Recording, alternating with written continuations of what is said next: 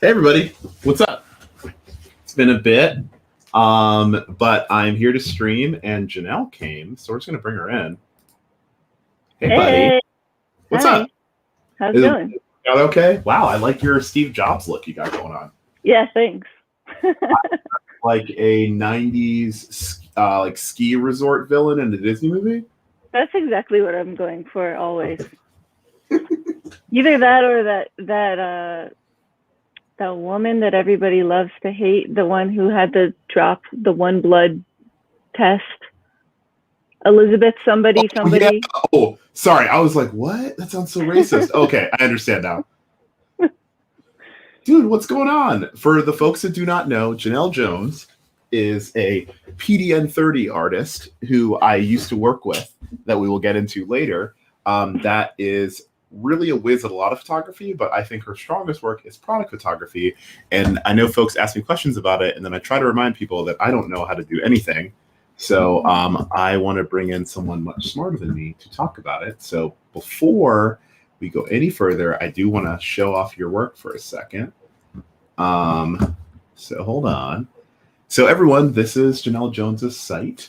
Janelle, right now, 14 people are watching us, and they're split all on Twitter, and then we have 3 people over on Behance, which is Adobe's live streaming platform. Folks, as usual, if you have a question, please write into the chat, and I will bring it up and ask Janelle. But just so you know, we're not working with any like little stiffs here. Janelle is a friend of mine, and if you know my work well, you've seen a photo of her in the Life Worth Living campaign. But we're going to talk about product photography because I did it for the second time ever last week and called her a week before for advice. And so we're going to talk about Janelle's work a little bit and what makes it so hard and, like, I guess how she got here, if that's okay with her. Yeah. Nice. Just quick little icebreaker. What's the book you read most recently that's on your bookshelf behind you? I've started a lot of books. The one I finished most recently is The Broken Heart of America. Oh, casual read. Heavy. Yeah. It's about St. Louis, which is where I'm from. Oh, yeah. Heck It was yeah. fascinating. I recommend it. It's funny that I know your at starts without vowels, so Janelle Jones. Janelle Jones. put that in so folks can see it. I forgot to put your ad in there. Please feel free to ask questions, everyone. And let me 1 second, Janelle. It's really hard to type and speak at the same time. Yeah. But I wanted to kind of get into, so start was like, how long have you been being a photographer? Let's bring that out. We'll stop screen sharing for now. Like, tell me and the people a little bit about St. Louis Janelle to now. Well, how long I've been a photographer, I guess, depends on when you start counting that. But I went to school for photography at Washington University in St. Louis. I didn't know that. It is in St. Louis, not Washington.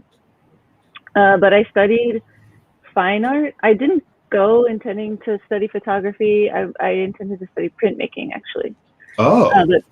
But to use the camera, you had to be a photo major. So I was like, okay, well, I can draw and print make on my own. I can't get these cameras without being a photo major. So I majored in photography, but it was like a very theory and a lot of writing, a lot of discussion, but not really any technical skills at all.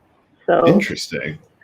Then I moved to New York City thinking maybe I wanted to be a cinematographer. Discovered that film sets are a lot of people, and I am just not a lot of people person. And then I was a photo editor for a while. It was appealing because it had a steady paycheck.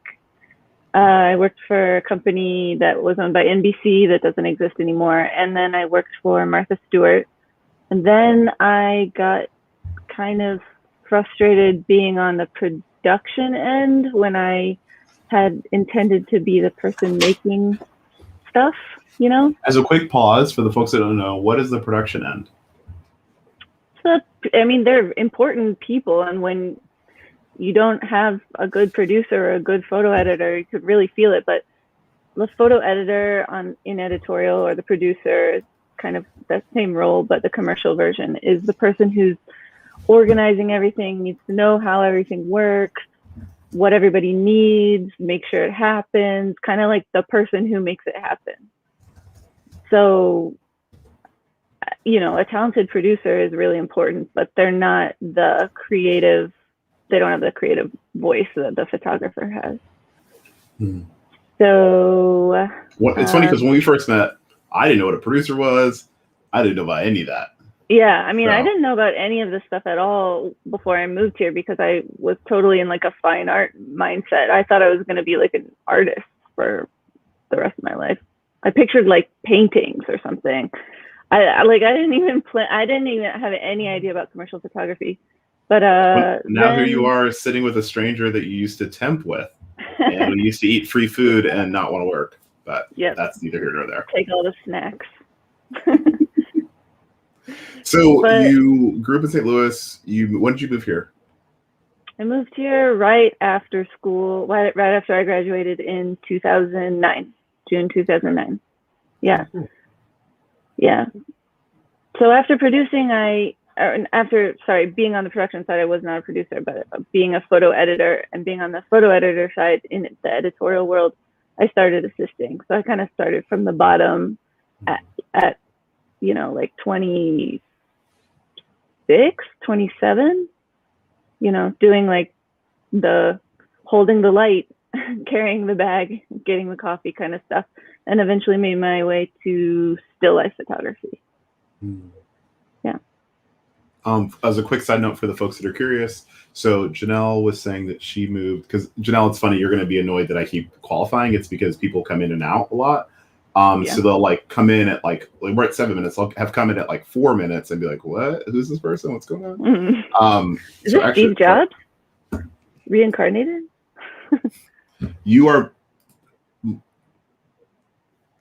Yes.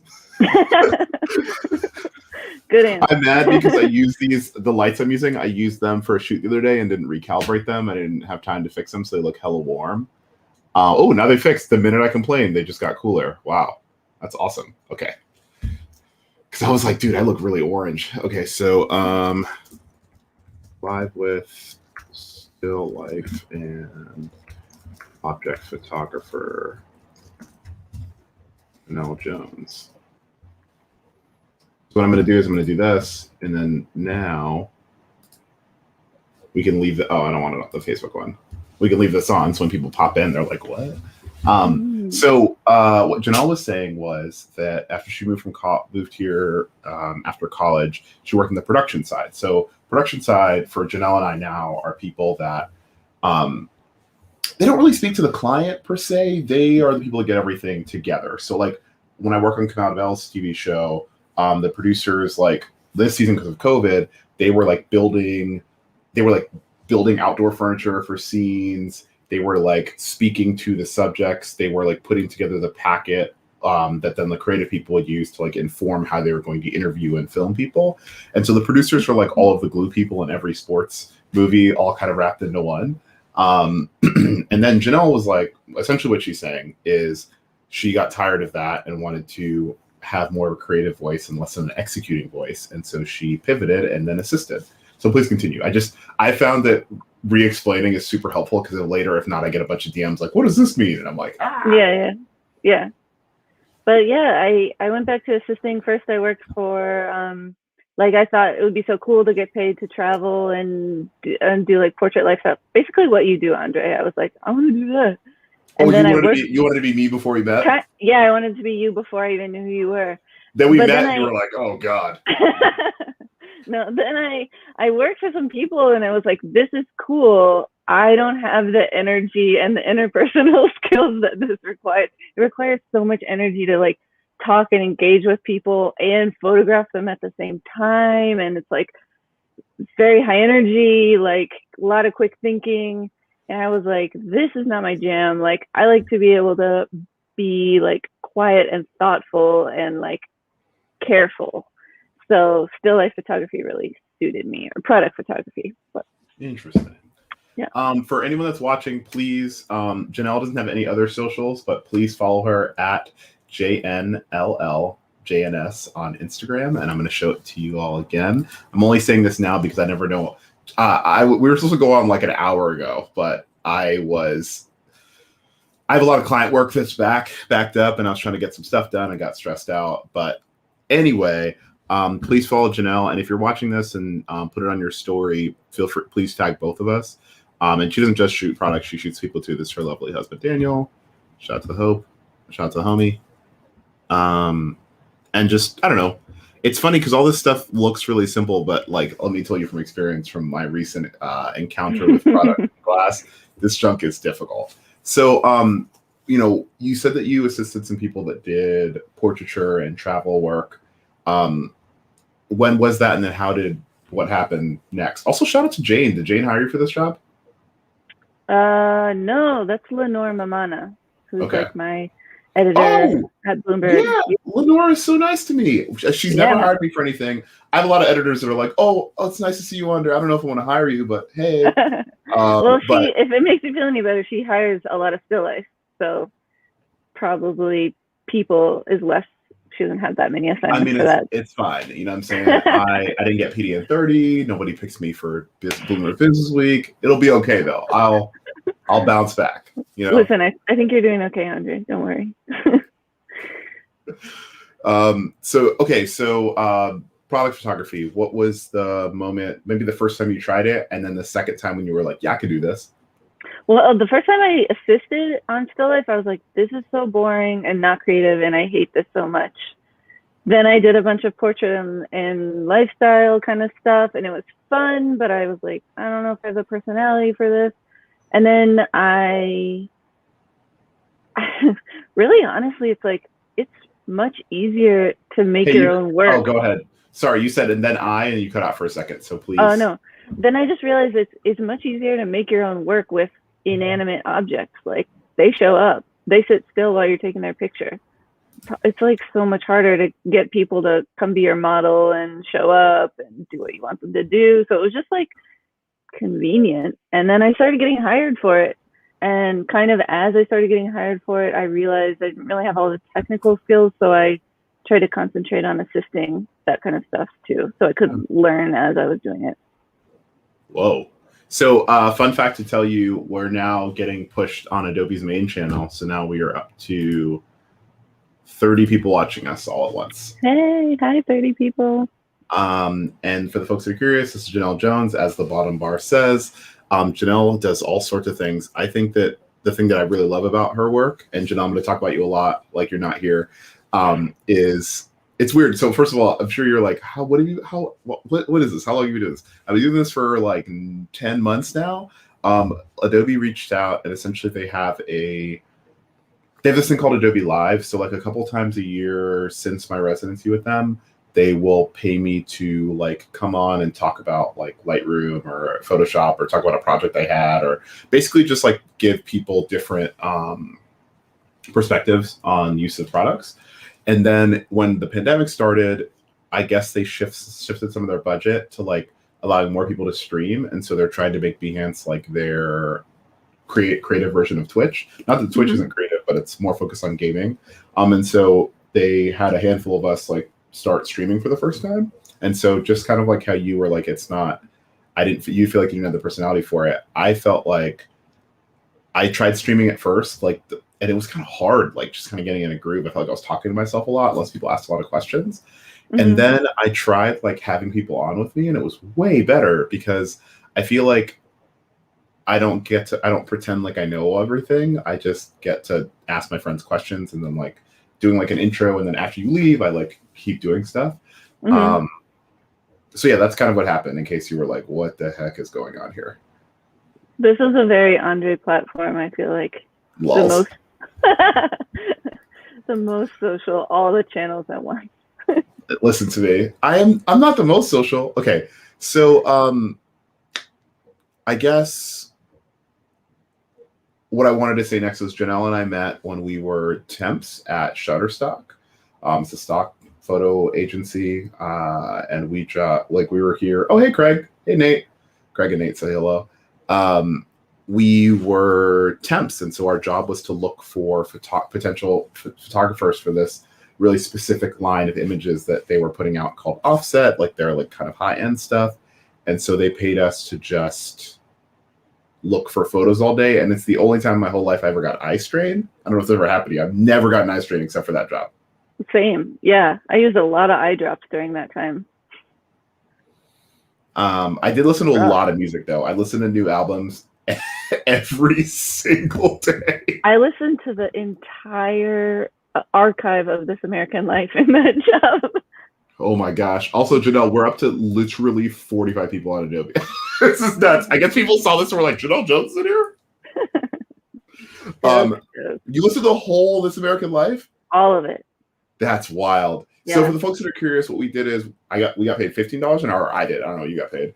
And you got paid more than me?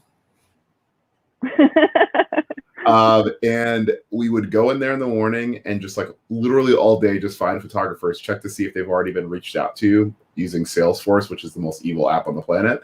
Terrible. And then, yeah, well, did I ever tell you the Salesforce story where I was flying to San Francisco last minute and I sit in the middle seat next to this guy and he was just worked at Salesforce and was like, oh, like, do you want to talk about Salesforce? And I'm like, well, not really. Yeah, no. And then I was just trapped. I talked to this guy about Salesforce for like an hour on a 6-hour flight. Nobody wants to talk about Salesforce. He was like, I mean, if you want to try something new, I was like, the new shouldn't be that. I'd rather work at a Dairy Queen, my G. It's more fun. Definitely would be more fun. So then after we like kind of parted ways, that was in 2014, right? Something like that. Yeah. Yeah, it was. Yeah. 2014, I was fired from that job. The only time I've ever been fired, fun fact. And then I think that was in like November. Since 2014 in November, what has Janelle Jones been up to? You asking Janelle Jones? Yes. Well, I think I was like very into assisting at that point. Kept assisting, was working primarily for Claire Benoit, who's a still life photographer, as her first assistant, and like doing a lot of really technical stuff, which was really gratifying. Like I learned a lot about not only stills, like still life photography, but also like motion. I was working on a lot of motion sets with her, like high speed phantom stuff, which was cool. Different kinds of lighting. Slow down, you could tell us a little bit about some of those things, like what they are and what your experience was like. Yeah, so that's cool. You don't have to though. I mean, I'm still learning about this stuff, so I'm definitely not an expert, but like a lot of campaigns now are shot by a photographer, and then that photographer will then direct or have some role in the motion part of things too. So even if they're not like operating the camera on the motion stuff, because it's kind of a different skill set and different technology and everything, they'll still have a hand in it. So I was an assistant at that point, but I was working on like Claire Benoit, who was my main person at that time, was shooting a lot for like Bath and Body Works and that kind of like splash and like powder explosion stuff. What's her name? So Claire Benoit, Benoist. There we go. You're popping when Google is just already has her name. But like this. Like, yeah, literally like, the first thing. Splashes and explosions and stuff that moves really quickly is like kind of a specialized skill set, because it takes really certain lights and certain camera and all that for both still and motion. Wow. So yeah, super technical, and it was really fun to learn. I kind of approached it at a certain point. I was kind of like, okay, eventually people will be able to shoot portraits with iPhones, but they're never going to be able to shoot like shiny metal surfaces and flashes really crisp. And so let me learn all these technical skills that are pretty niche. And that's kind of been the direction since then. It's also really fun because I'm a nerd and it's a lot of nerdy stuff. I think we're both nerds. I think we knew that going Yeah. in, but now I feel like I have less career staying power. You just told me that my entire life is obsolete. So, Well, I mean, it's definitely like a skill set. Like this is almost all these campaigns you're seeing, like they had a still component also. So like to be able to translate it from still photography to motion photography is a skill. wow. So yeah, I learned a ton from Claire, and then that's what I was doing probably in 2014 or around then, shortly thereafter. Wow. In 2014, I moved to New York in January. I actually interviewed for that job that we worked at together on my birthday. And then it was funny. There's a woman I was really into that summer. Shout out to GH. That's all I'm going to say. And I said bye to her that morning because she was going back to where she lived because she was only there for the summer. And then I interviewed for this job. And, it was definitely an interesting period of life. But I think this was an interesting job, though, because I don't know. I kind of credit my early time in New York, and I'm kind of ramping up to a question here about your early time in New York, to me just kind of figuring out like what the heck I wanted to do and what everything was. Like how a baby, like Lydia and I talk about this, how like the intensity of a baby just learning to do one thing, like pick up their arm, is so pure and like really intense. And I think that like once we discover multitasking or propose multitasking, it's difficult for us to kind of go back to that singular intensity. But I remember that first year or two in New York, like after after our job, I worked at Men's Fitness Magazine, and my friend Dark Hours is here. Dark Hours is really sweet, and Dark Hours, you should follow Janelle. Both of you would get along so well. Anyway, back to what I was saying. I feel like I was just in this pursuit of learning. Like I was assisting people. I forget that I like assisted people for a while. Like that just like completely is like left. I didn't my even brain. know that. Yeah, I was assisting like Cody Tar, this lifestyle photographer who does a lot of sports, and then assisting this guy David White and a couple other folks, but not like a crazy amount. I'm not just like some random like obscure know-it-all. I have been really lucky in that like there were a lot of people that gave me a lot of grace early, and so it's kind of cool to hear like you had similar thoughts for like I didn't even like when you said first assistant. Can you tell everybody what that is? Because I know that I didn't know what that was when I first got to New York. Yeah, and in commercial photography, or yeah, I guess it's mostly a commercial photographer term. People who are working all the time, they kind of have like a main person. I mean, I don't know if that was necessarily the case, but I was working for one photographer all the time, so I knew kind of like what the plan was, and I would help organize things on get equipment organized, kind of like learned her whole setup, would help direct other assistants when there were other assistants, help out with stylists, help out with the studio, like managing the actual place. As a quick side note, Dark Hours said that she was already following you and has really loved your work for a long time. Oh, thanks, Dark Hours. I don't like seeing people's government names on the internet if they have like candles or whatever. But anyway, please continue. Yeah, I mean, it was just like my main gig for a while. And then from there, I stuck with still life photography because I just really enjoyed it. For some reason, this isn't playing, so I'm going to try to... Oh, if you click on it, it should... Maybe not. It's okay. Sometimes this computer I have is like pretty slow, and so sometimes it bugs out when I stream, so I will be getting a new computer soon. That's all fine. But anyway, basically for the folks, Janelle, I don't know, did this ever happen to you the first time you worked on a set? You were like, why are all these people here? Kind of. Like, it took me a while to understand, like, why is there a stylist? This is so simple. Like, there doesn't need to be a stylist to arrange this sweater. And then the first time you try and arrange a sweater, you're like, oh my God, this is so difficult. Like, it's I just so spent hard. 8 hours arranging this sweater. Or just like, it really took me a little while to appreciate stylists. Like, shout out to all stylists. They really make make it. Like, if the styling's bad, the whole shoot is bad. And they got all Absolutely. these little tricks, and then, you know, the other crew, the assistants who like can be really on top of the lighting and make things run really smoothly, and Yeah. digital techs who make sure the files like don't disappear after you put all the work into them. So yeah, even on still life shoots, people often think it's like, okay, what do you do like the rest of the day after you take the one picture? And you're like, well, actually, like that took me Take a 8 lot of photos. hours.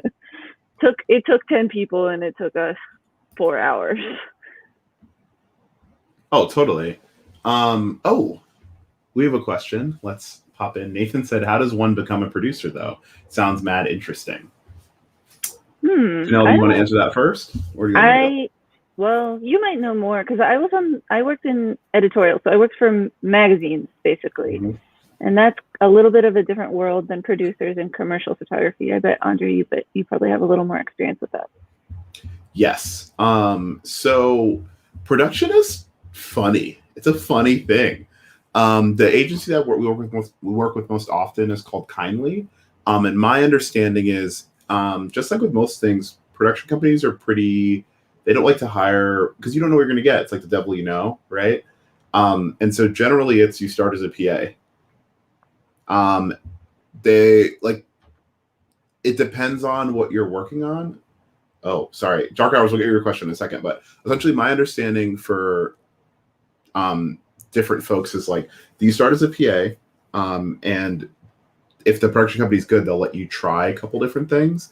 But if you want to be a producer, spending the most time with the production person, making sure you're there earlier and just really understanding the ins and outs of their job. Like everyone does their job differently, which sounds very, very silly to say. But like, for example, when we were in New Orleans, like a quick side note about, you were mentioning like that was the thought I had when I first started assisting was like, why are there all these people on this set? Why is there like a first and a second and a third assistant and a stylist and an assistant stylist and a digi and a lighting person? I was like, yo, there's like 12 people in here. And like, especially with COVID, you're like, yo, you gotta chill. But like, first of all, things go wrong a lot. And a lot of these things are expensive. These budgets are, I mean, it's funny because now this doesn't sound like that much, but these budgets are upwards $75,000 and more, because people are trying to deliver to sell some product, right? And so when we were in New Orleans, I had to shoot this billboard for Coors Light. No one's ever seen this work because I didn't like it, but they wanted to shoot it in this really specific way. I love that they hired me and they're like, anyway, can you shoot it just like all these other Coors ads? I was like, okay. Why did you hire me? It's fine. How much is this money? Okay, great. But when we were there the first day, it was raining like crazy. Like we like set up, did a light. We were supposed to shoot like 3 things, and like we shot 1, and the wind picked up so much. The tent that we were shooting, because it was supposed to be like a tailgate scene, picked up, flew clean out of the parking lot into a neighborhood. And like all the lights, everything was crazy. And all the assistants, there was literally enough for one person to grab each light so they didn't shatter. Oh my God. And like, I know it sounds crazy, but you're really planning for your worst case scenario.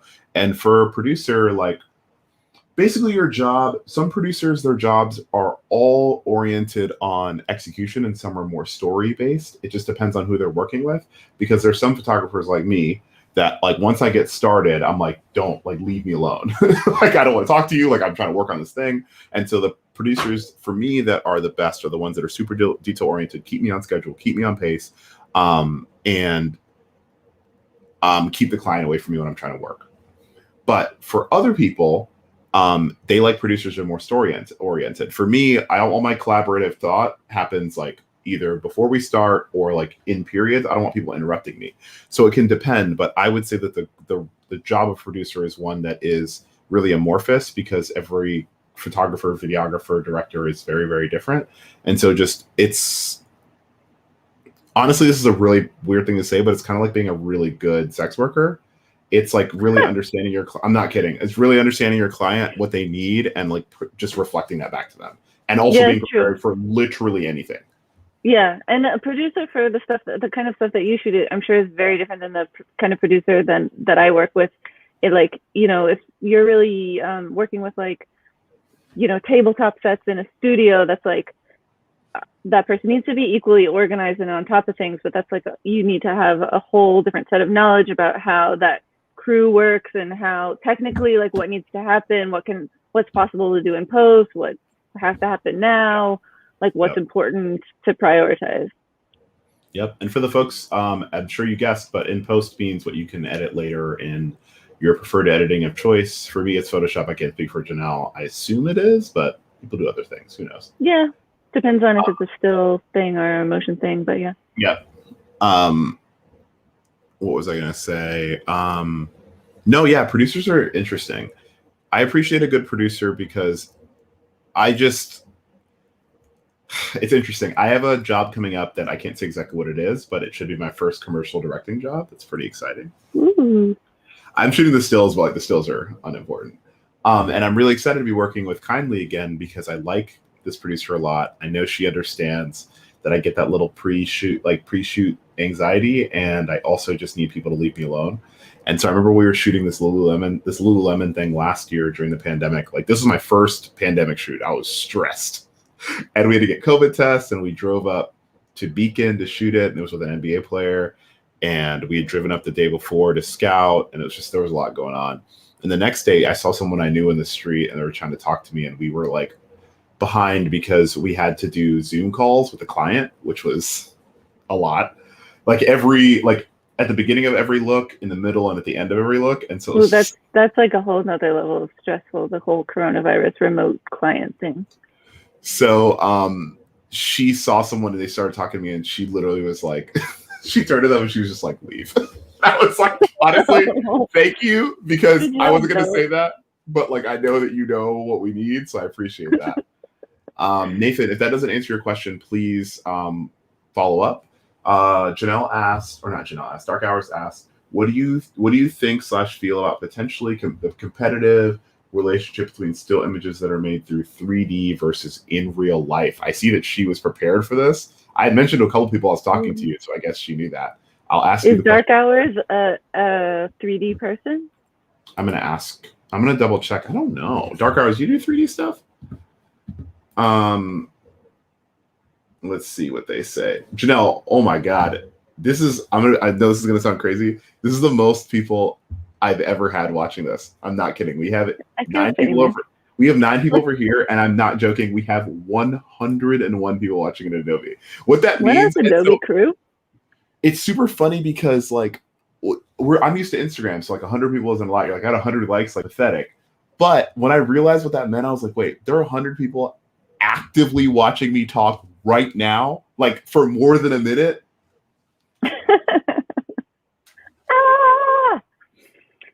Okay. So the question about 3D versus IRL. Well, what I was going to say to Nathan's question is, to summarize, I think one becomes a producer by working for a producer. That's, I think, the answer to that. And then you meet them and take their job. Kind of, or hopefully they're nice and encouraging and they have a lot of work and then they give you some of that work. But for the 3D thing, I've never shot a job personally that involves 3D, but I've worked as an assistant for photographers who did take advantage of that technology. And it still takes a lot of work. Like, I can't say for sure, but like cost effectiveness, I don't know that there's too much to be gained by going the 3D route. And the other thing is that 3D artists still need a lot of reference material, so that sometimes that reference material involves photographs. Yep. So I don't know that they're competitive necessarily. I think they're maybe mutually beneficial, like one can enhance the other. I think there's probably like some display formats where like 3D maybe would win out just because you're restricted by resolution and printing technology and stuff for photographs. But in general, I think they kind of like solve different problems a little bit, and they can be kind of used in tandem. I figured out why we have so many people. The woman who runs the account tweeted earlier about it, and I didn't even notice. She was like, "Oh my God, Andre's live with Janelle Jones." She even pulled the description, so everyone knows who you are. So I guess, wow, that's interesting. I didn't when Joe said 3D Dark Hours is Joe. I didn't know what she meant. And then I remembered my friend who's a render artist, and I remembered like when he would do big alcohol campaigns based on the size of the ads they're running, it made total sense because he'd be like he'd like reference photos. He'd like shoot a photo and then like you get this thing you'd use to like light it. It was so weird. Yeah, exactly. Like Blender is one program, and there's others. I don't do 3D, but yeah, they still need to know like what is the texture of this product? What is it? How does the shadow fall? Like, how does it when it hit? You know, when the water hits the beer can, like what shape does the splash make? So you have to find that out and record it still, and you do that with photography. Interesting. Joe said her thoughts exactly. There's room for everybody at the party. I guess the party is an object party. I think so. Like this little tumbleweed party. The party is making a living, making pictures. Yeah. Any other questions for everybody before we talk more about like actual or not? We're actually talking about actual stuff now, but if there's any other specific questions y'all have, please feel free to share them. But if not, I'm going to keep asking Janelle stuff. So when did you leave working with Claire and do like when was your big like moment of all right, I'm gonna do like Janelle Jones? You know, to be honest, I never really had that big moment. I think like in the past, I've definitely heard like older photographers talk about that moment like it was a thing for them. I have continue to have like a really slow transition. Like I still enjoy working for people.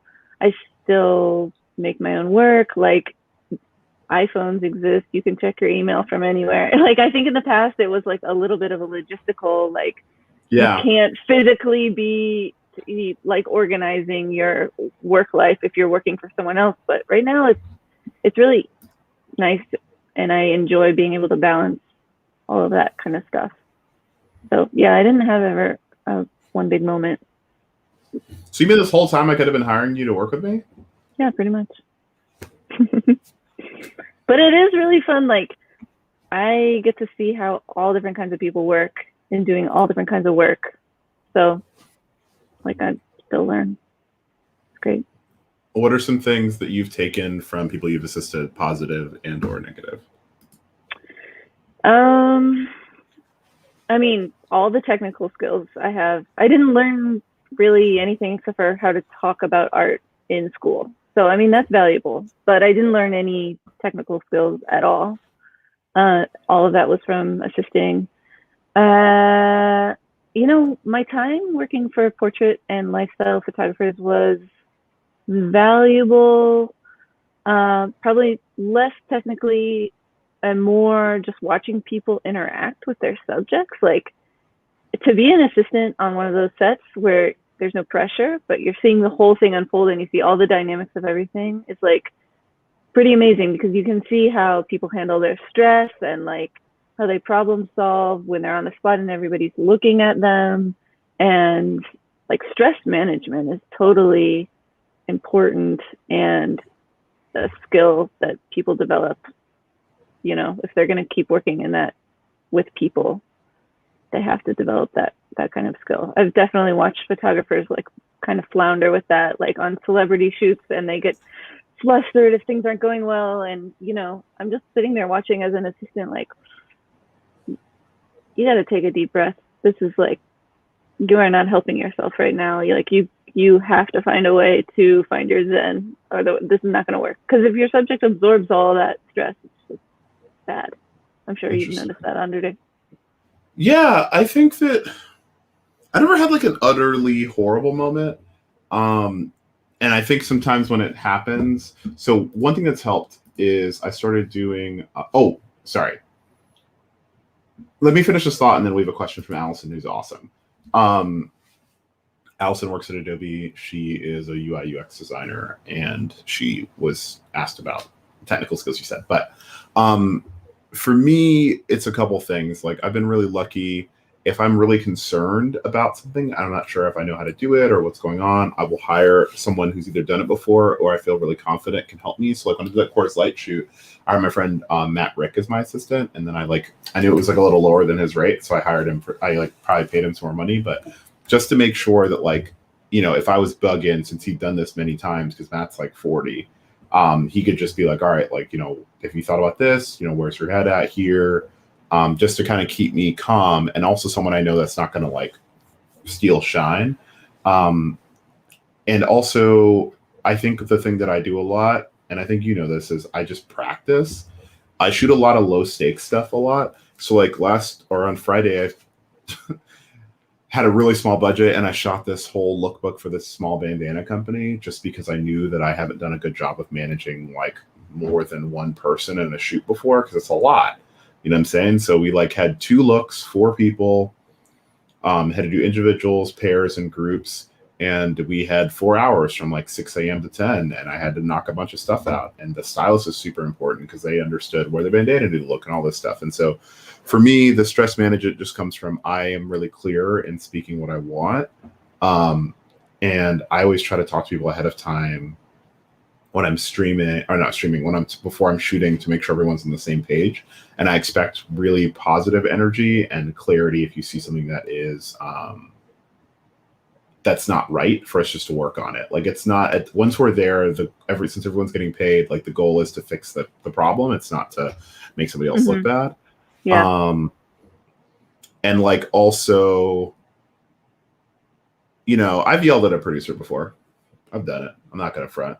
But you know, I scared the mess out of that person, and they knew that what they did was not cool, and they were going to do it again. But you know me long enough to know I don't really yell. So for that to happen, best believe that they had made a really big error. And then yeah, besides that, it's just arrogance. I'm just hella arrogant. So I'm like, we're gonna figure it out. That's your stress management tip. Yeah. And I just know that, like, you know. You gotta say believe in yourself. That's the nicer way to say that. Oh, you're right. But I think that like there's like this, I don't know, do you like oh god, it's called Exhale by, I don't remember who it's by. Kemba. Do you hear that song? No. Or maybe I know it from sound, but no.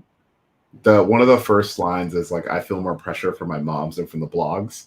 And I fully feel that. My mom, we moved here, and we had no money. We moved here from Jamaica. My mom, to this day, is unimpressed with everything I do, and that is far more concerning than what some little whatever human thinks about some stuff. Especially because I know, like, you know. So, like, for example, when we were shooting that Ludacris thing, the Skillshare Ludacris thing, you see that? Yeah. Was that super weird? You know, I saw that because I messaged you and I was like, what? Ludacris? Oh, sorry. I didn't remember. I'm so sorry. But what I was saying was, like, a couple people were like, basically when we shot that, it was super chaotic, because if it was regular times, we do it in person, but we had to do it over Zoom. There were issues on their end, even though we had like a network team and a studio team, and we had like we had like a bunch of cameras, and some of them weren't working for a little bit. And then once we finally got it going, he was so super nice. We got along really well. But then when it came down for me to teach him how to shoot, my camera was mirrored, or his was or wasn't, and we're trying to like have plug-in DSLRs, and it was like a nightmare trying to just figure out what he was seeing. And so I just had to be like, okay. So originally I was going to shoot and then show him something, and I was like, okay, I'm putting my camera down. We're not doing what I thought was going to happen here, because the fact that you and I are both mirroring DSLRs is not helping anyone. And so it was just like, okay, that's done. That idea I had is not going to work anymore, and we're just going to work on this. And it worked out. He called me after and was like, that was really fun. We should work on some more stuff. And I was like, word? Ludicrous?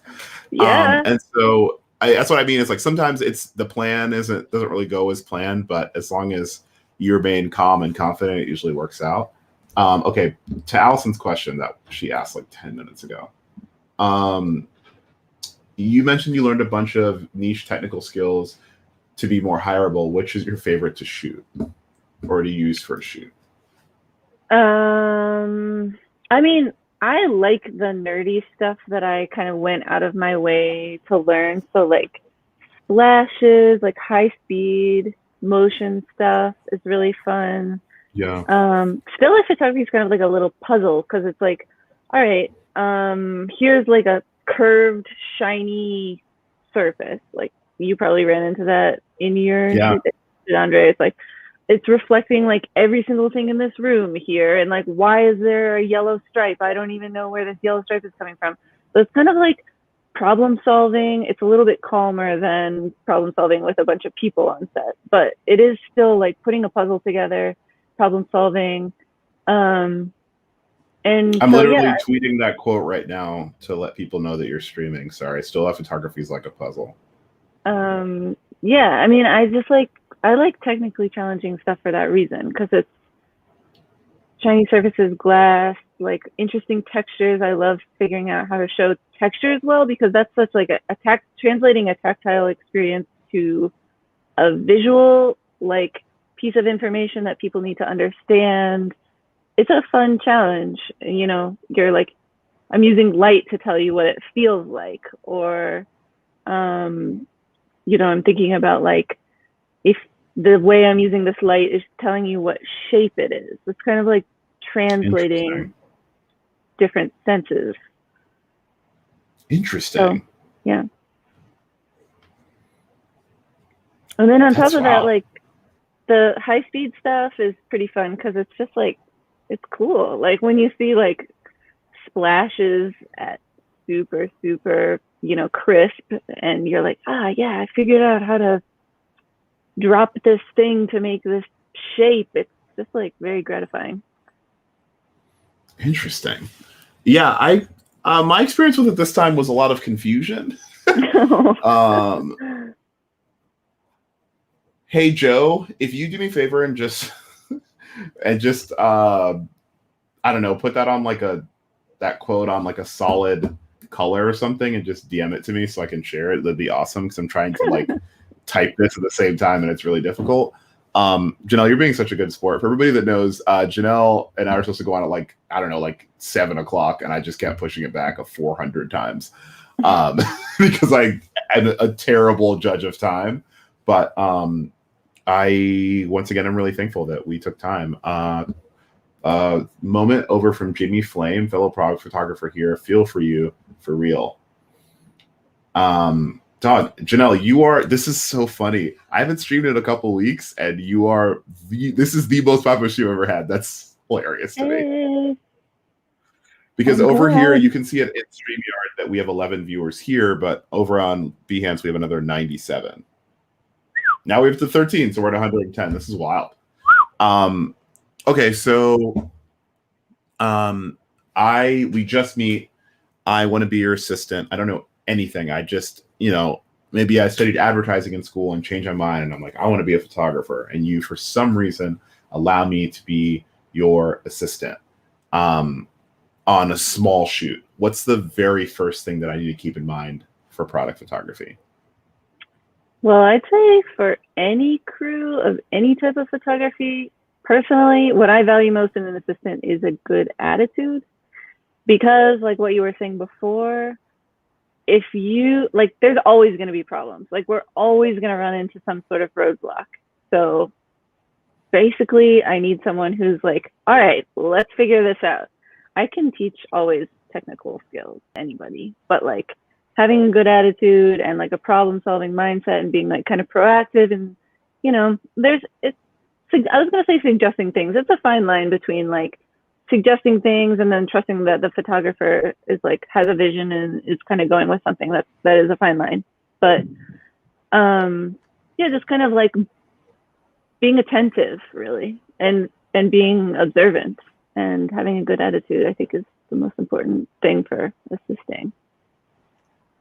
So you mean to tell me those like TSA ads that are like, oh yeah, all you need to be a great steward of national security are like your eyes and hands? Is that true? I think so. I mean, at some point you have to start remembering stuff too, but this is a pretty good start. Of the things on your site, is there any piece of work that we could talk about just to kind of give folks an idea? Like, oh, hey, like if you want to try your hand at product photography for the first time, this is the way you should do it. This is something you could try. Like, this is like a basic lighting scenario. I don't know. I'm trying to.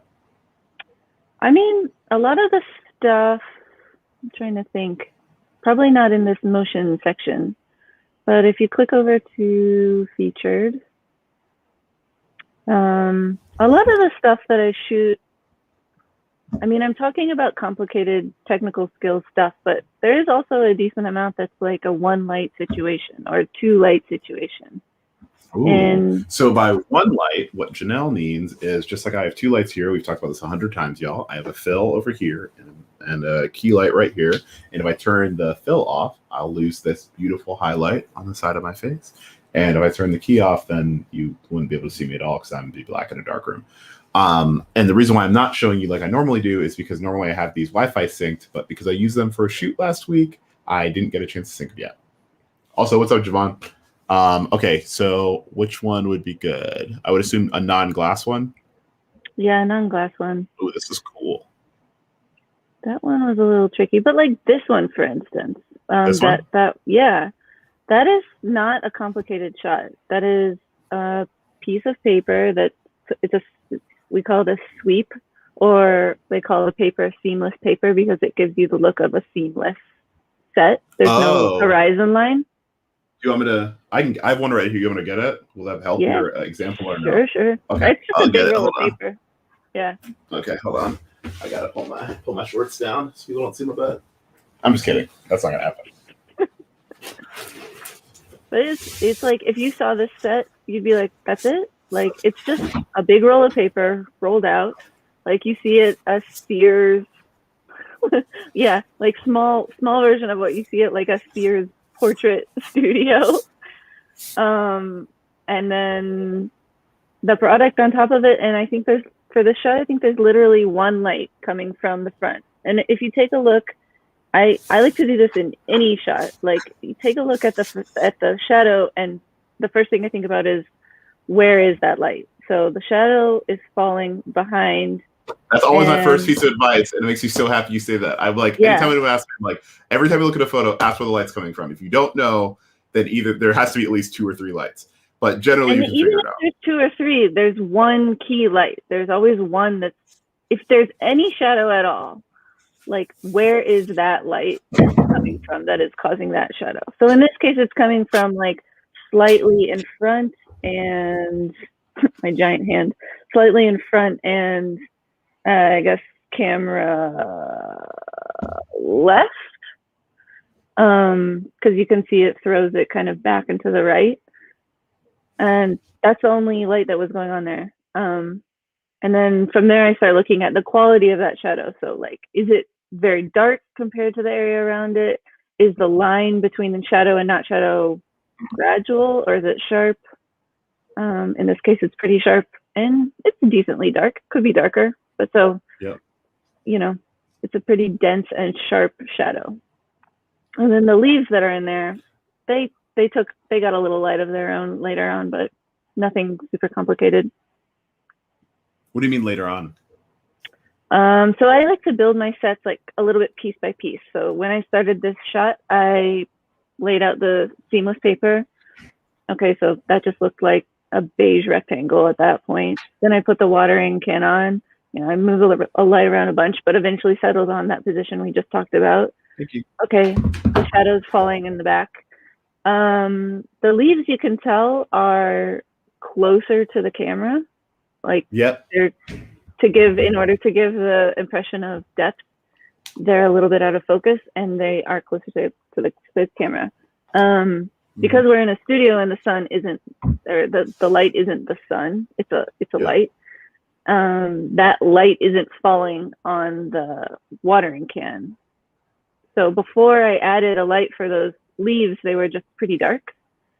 Like almost. Well, yeah, you can even see right here, like, hold on. Like right here, all this detail, even this bright tip. But I think this shadow says a lot because it lets me know that either you use some sort of like flag or the light just falls off. And really quick for the folks that are curious, essentially what Janelle's saying is we took that paper that I showed you, made a sweep. So it's like, we're used to seeing paper like literally like cards and pieces of paper. Oh, sorry, like this. But the way this thing works is it's just like a much longer paper, and you just kind of have it in like half a parabola. So when you photograph it, it looks like endless. Just to kind of explain what we were talking about, I was going to take the paper out, and I was like, this is kind of a big roll of paper. I don't want to do all this work. Yeah. Kind of hard to show. But if y'all go to my Instagram, my IGTV has a video where I fly a seamless up if you want to see what that looks like. And if you don't know my Instagram, any piece of paper, by the way. Yep. It could be any piece of paper, it's just be big enough. Or the product to be really small. True. Like Honey, I Shrunk the Kids kind of it's all relative. But if you don't know my Instagram because you're watching on Behance and you have never followed me before, it's just at Andre, AUNDRE. And once again, you can find Janelle at JNLLJNS. Yes, Janelle Jones with no vowels, which is actually pretty genius. And once again, remember, Janelle Jones is a PDN 30 winner, which means she, at 1 year, was one of the 30 greatest emerging photographers in the whole world. Maybe, I don't know exactly what it stands for, but that's how she can make dope things like this that I don't fully understand. And I mean that, like, Janelle's super cool, and I was really excited for you. I think I texted you, like, all excitement, and I was like, I come up like a super fanboy right now, but I was like, just my friend. Yeah, real quick, y'all. This is me. If you go over to my IGTV, yeah, right here, I have something where I fly a seamless. And if any other questions that can be answered later in a video, I'm happy to make them. But this is how you find me on the internet. It's really easy to find my name because I have a UNX. Back to Janelle. Okay, so this was 2 lights. So you're saying you have a foreground light that's hitting. Yeah, I would say, okay, so it's 1 light that's illuminating the paper and the product. Watering can. Yeah, the product. And then, do you have the watering can still? What's that? Do you have this watering can still? No, this was an editorial for Bloomberg Business Week. So they send me a bunch of really expensive products. I shoot them, and then they promptly collect them. I was going to say, I need a watering can. I'd buy this from you, but. Well, yes. Bloomberg has a lot to say about what watering can you should buy. Lols. Well, yeah, I agree with that. I've tried to buy a watering can twice, and I was like, these are all horrible design. This looks terrible. It's all in the details, you know? You're right. Anyway, I don't know that this one is very practical, but it is beautiful. Oh, it's not practical at all. It looks quite lovely, though. Yeah. Well, so that's what we were going for, I guess. But, yeah, so then when I added the leaves, like, closer to the camera so that they were the leaves, it was the camera and then the leaves pretty close, and then, you know, hey, Janelle, further in the distance. I need that for a second. You said closer to the camera, and I didn't hear you. So there's the camera with me behind it, then slightly, you know, beyond with that. You behind the camera? That's how that works? Yeah. Although in still life photography, the beauty is you don't always have to be looking through the camera. Sometimes you can shoot from the computer. But yes, that's called tethering, folks, and we'll do a whole other video about that later. So camera. Leaves, and then further in the distance, the seamless paper and the product, which were illuminated by basically 1 light. But the leaves were so far away from the watering can and the seamless that they weren't catching any of that light. So I had to add another light from behind me, from behind the camera, to hit the leaves because they would have had the backside facing them. Facing me, facing the lens. So I needed light to be coming from behind me in order to hit that side that I was seeing. So my question for you is, were you worried about the light from the leaves leaking onto the can at all, or was it too far away?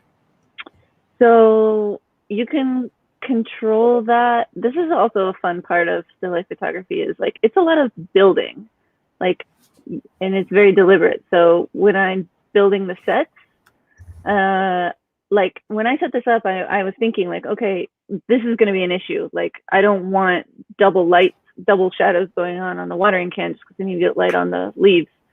So I don't remember especially for this shot, but probably there was a good distance between the two. And there's also a lot of tools that I use that narrow or like restrict where light falls. So it's pretty specific instead of like global lighting that is meant to like kind of work no matter where. Like if you're shooting a person and they're jumping all over the place and they jump over, you know, to the right side of the set, to the left side of the set, you still need them to be illuminated. But for still life photography, you can be very, very, very targeted. So I use things like grids, which kind of direct the light to, you know, there's 20-degree grids. So in a very like specific way, it's throwing a 20-degree beam of light, and making sure that it doesn't fall on things outside of the scope of what you want to light. Or I use flags, which are essentially pieces of fabric that are just meant to block light from another area. So probably a combination of distance and lighting tools is what I used. I'm going to show, I took a couple BTS. These aren't final BTS at all, but I'm trying to figure out if I can show y'all what Janelle's talking about. So 1 second as I attempt to open up my down. No, preview is not what I want. No, I never, ever want preview to be open. Like I've never in my life been like, yo, I should open preview. It's always like forcing itself upon me. It's very obnoxious. You know, you can change that. No, I know. But sometimes I don't want to open Photoshop all the time. It's too much work. Okay. That's when you want preview. Well, you know what, Janelle? I don't appreciate all this attitude you're giving me. That's not your specialty. You should know that by now. Yeah. Yeah, so that's seamless back there. Yeah, okay, wait. This will show you. So this is what we were doing. We were shooting something so close, and this was not anywhere final shot, but essentially, when Janelle's talking about controlling light, the first thing Janelle told me was to make sure that I light this the bottle. So what we did was we had like a backlight for the bottle, which we then like shaped later with fabric and flags and stuff. But the thing that I thought was really cool was Aaron had this thing that was essentially like a telescope that we put over a light that essentially just lit the label, which I didn't even know existed. I think a snoot, which is essentially some sort of nose-like thing, but it's like a thing. Please don't judge me, Janelle. I took these so quickly in the beginning, and I forgot to take any more. No judgment. But this light that we're putting on then is shooting through this. Oh, easy killer. Is being shot through this like white flag thing, and diffusion. It just softened the light. Yeah, diffuser. It softened the light really well. I normally think of flags as being black, but I for some reason couldn't remember what I called this, and I got nervous, so I just said what I said. Judge me, whatever. I could show you in a minute, but here are some really bad back of camera photos that I took.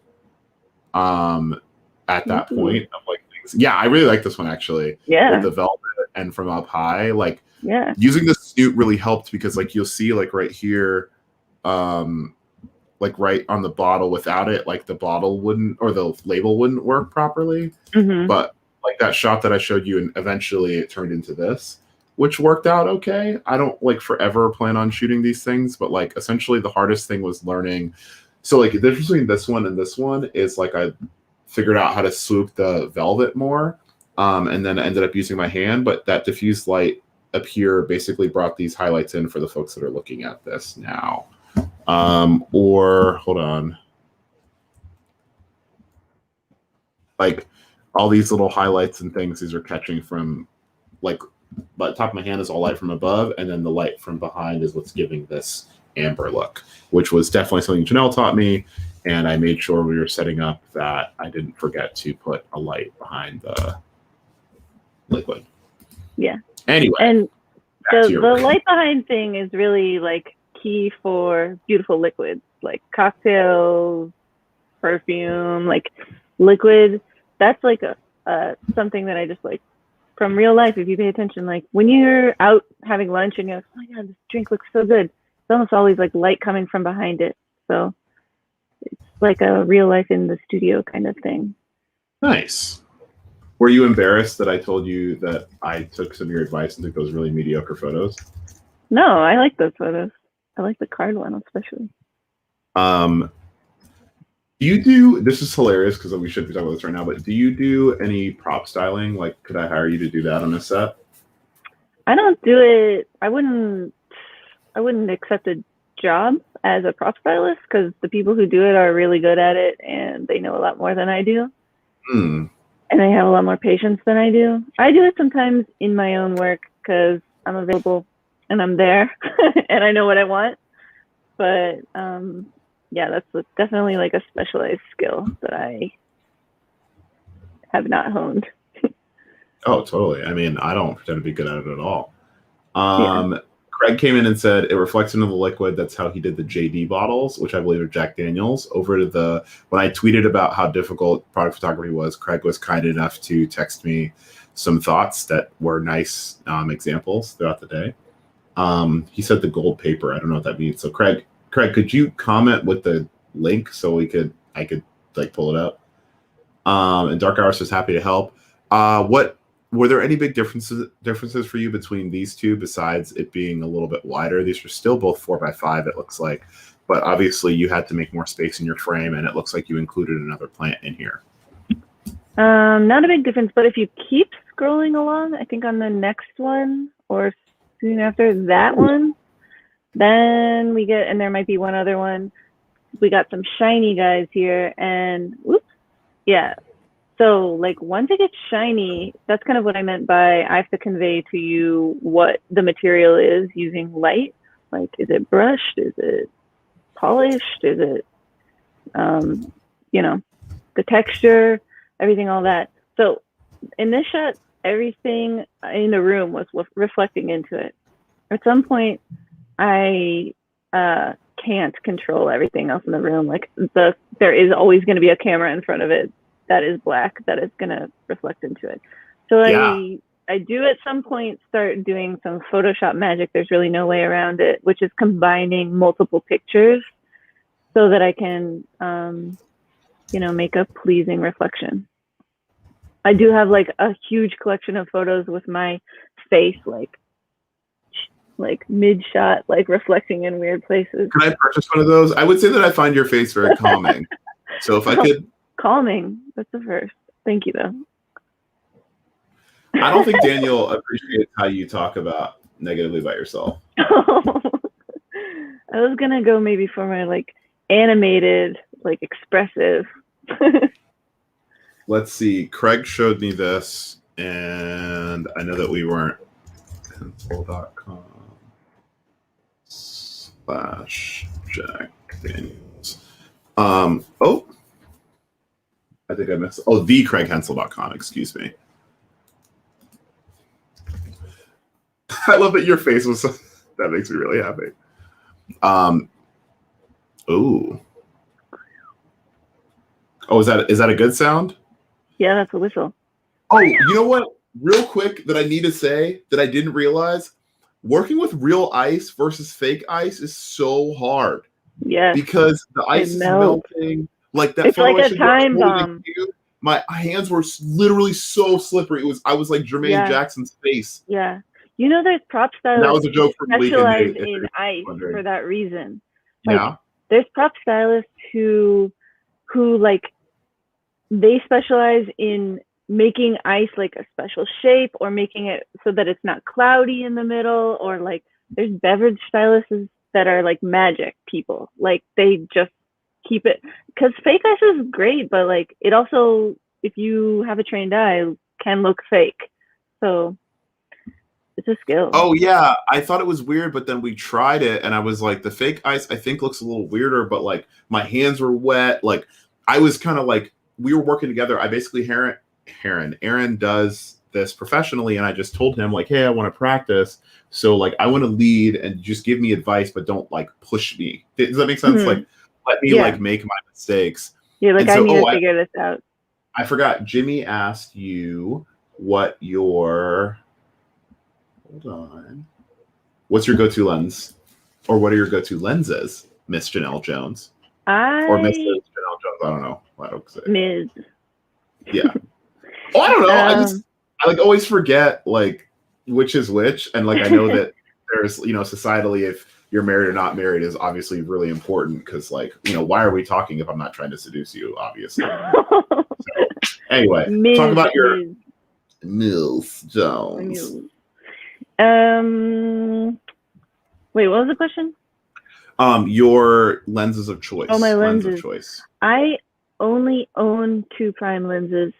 I own a 100 macro, which is a Canon. The camera that I own is a 5DSR, Canon 5DSR, and a Sigma art lens 50 millimeter. Those are the 2 that I own. I sometimes shoot on other cameras, on medium format cameras, but I tend to use those equivalents on any camera.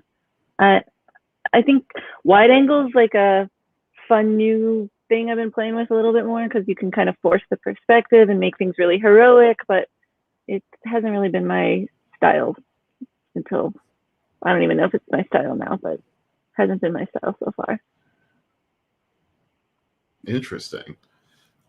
Whenever you check your Instagram, whether it's now or later, you'll see this really lovely graphic that Dark Hours made for you. Let me see if I can. I gotta credit them. Okay. And I'm actually going to pull it up right now. But I used the 100 macro when I did that Lululemon shoot because they wanted some specific detail stuff. And I thought it was really cool. And I kind of want to buy one, but I'm also like, do I really need this? It's really sharp. Very satisfying to use because it's very sharp. But, you know. Interesting. For me, I use the, my favorite is the 50-1.4 or 1.2. And then I also have, there it is again, being silly, but look at you. Looks so official now. Look at these. So official. Look at this. We got 2 colors and shit. What? Oh my god. Shout out to Dark Hours. Appreciate it. Ooh, Craig's staying in for portraits too. So Craig is the most handsome man I know, and he restores like vintage stuff. He lives in Chicago. Lovely human. And a lot of the people that are in this are chatting are people that have been in this NBA basketball group chat that I have that's turned into like this kind of awesome like group chat for all life related things. Also, I wanted to let you know if at any point you're like, I want to leave like soon or now, like tell me. I just realized that I'm just like talking.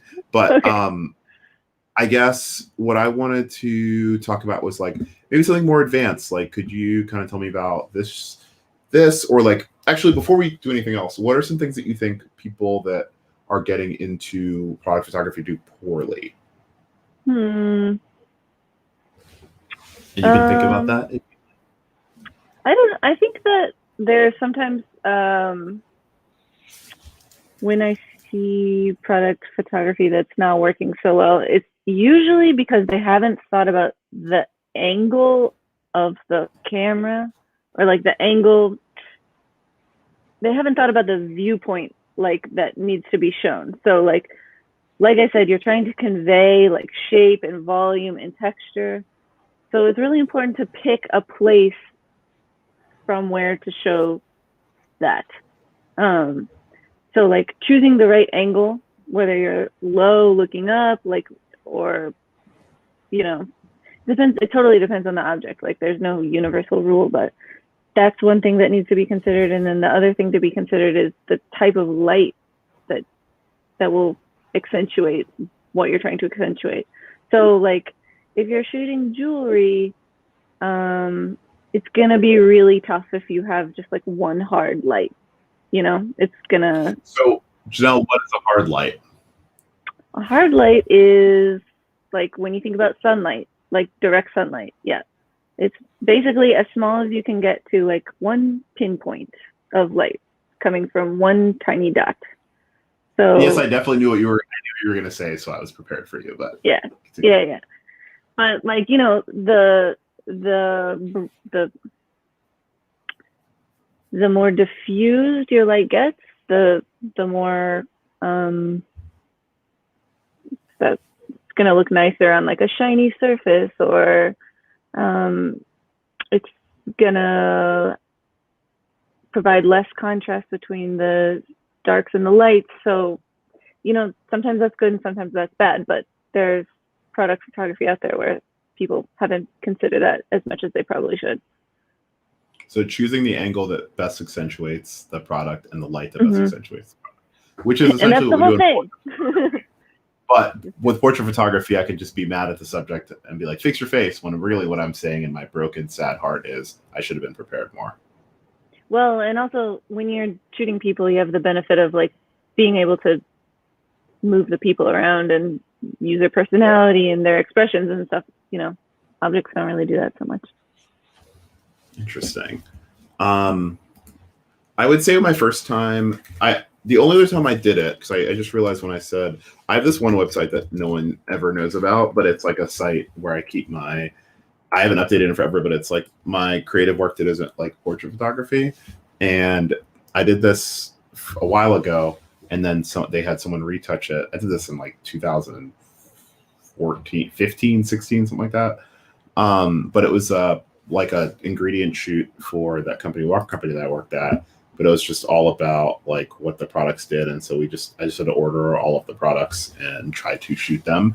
And this wasn't really that hard. It was with a seamless and with natural light and a reflector. So I turned the seamless toward the window, and then realized as the day progressed that was maybe not the smartest thing because the light kept changing.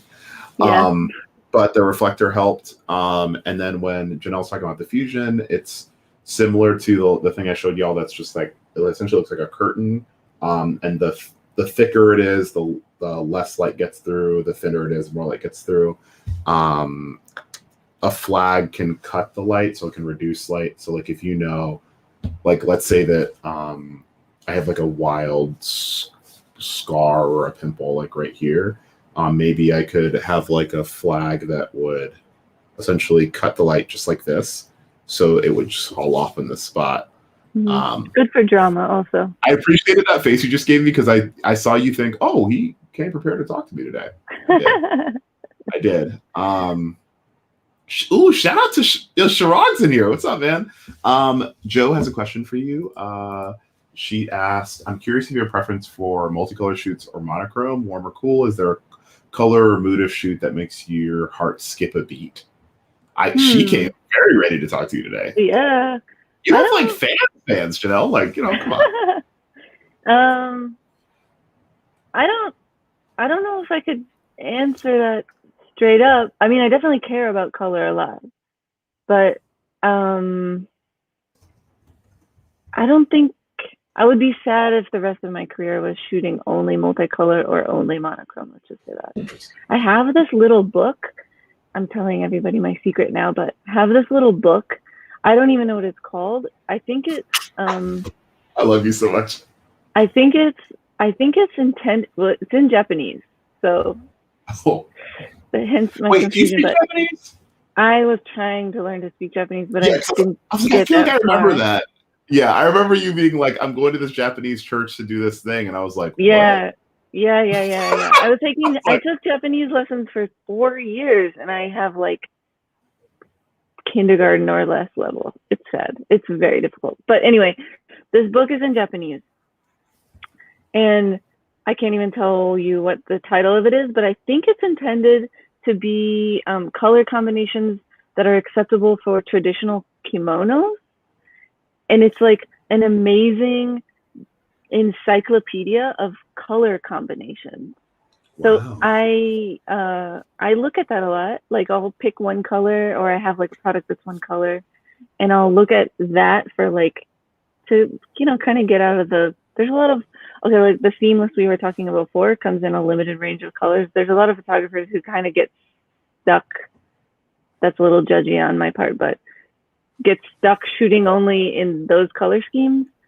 So I try to keep it a little weird.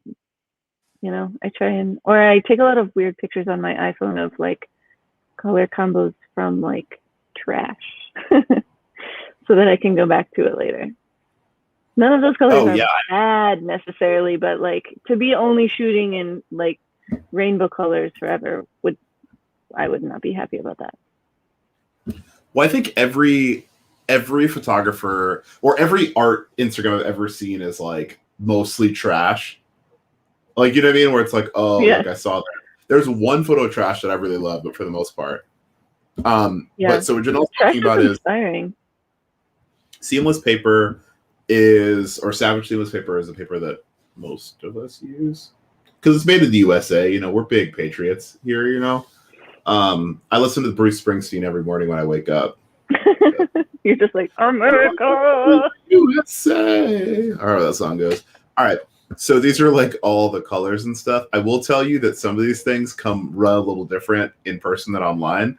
So Yeah. if you can assist someone and just see them, it's helpful. And also remember something I learned really early, how you light it is different. Like if you do like a light similar to this, where it's kind of like one main light and the light falls off, like you will be surprised how the other regions of the color look really, really different. So don't be disparaged. Also remember the photo right out of the camera, especially if it's raw, can change a lot. And especially in Lightroom, shout out, you can make a lot of color edits and in Photoshop after the fact. But like, for example, like these greens, I promise you, these like lemonade to mint green are a little different in person. So if you're not sure about a color, try it out.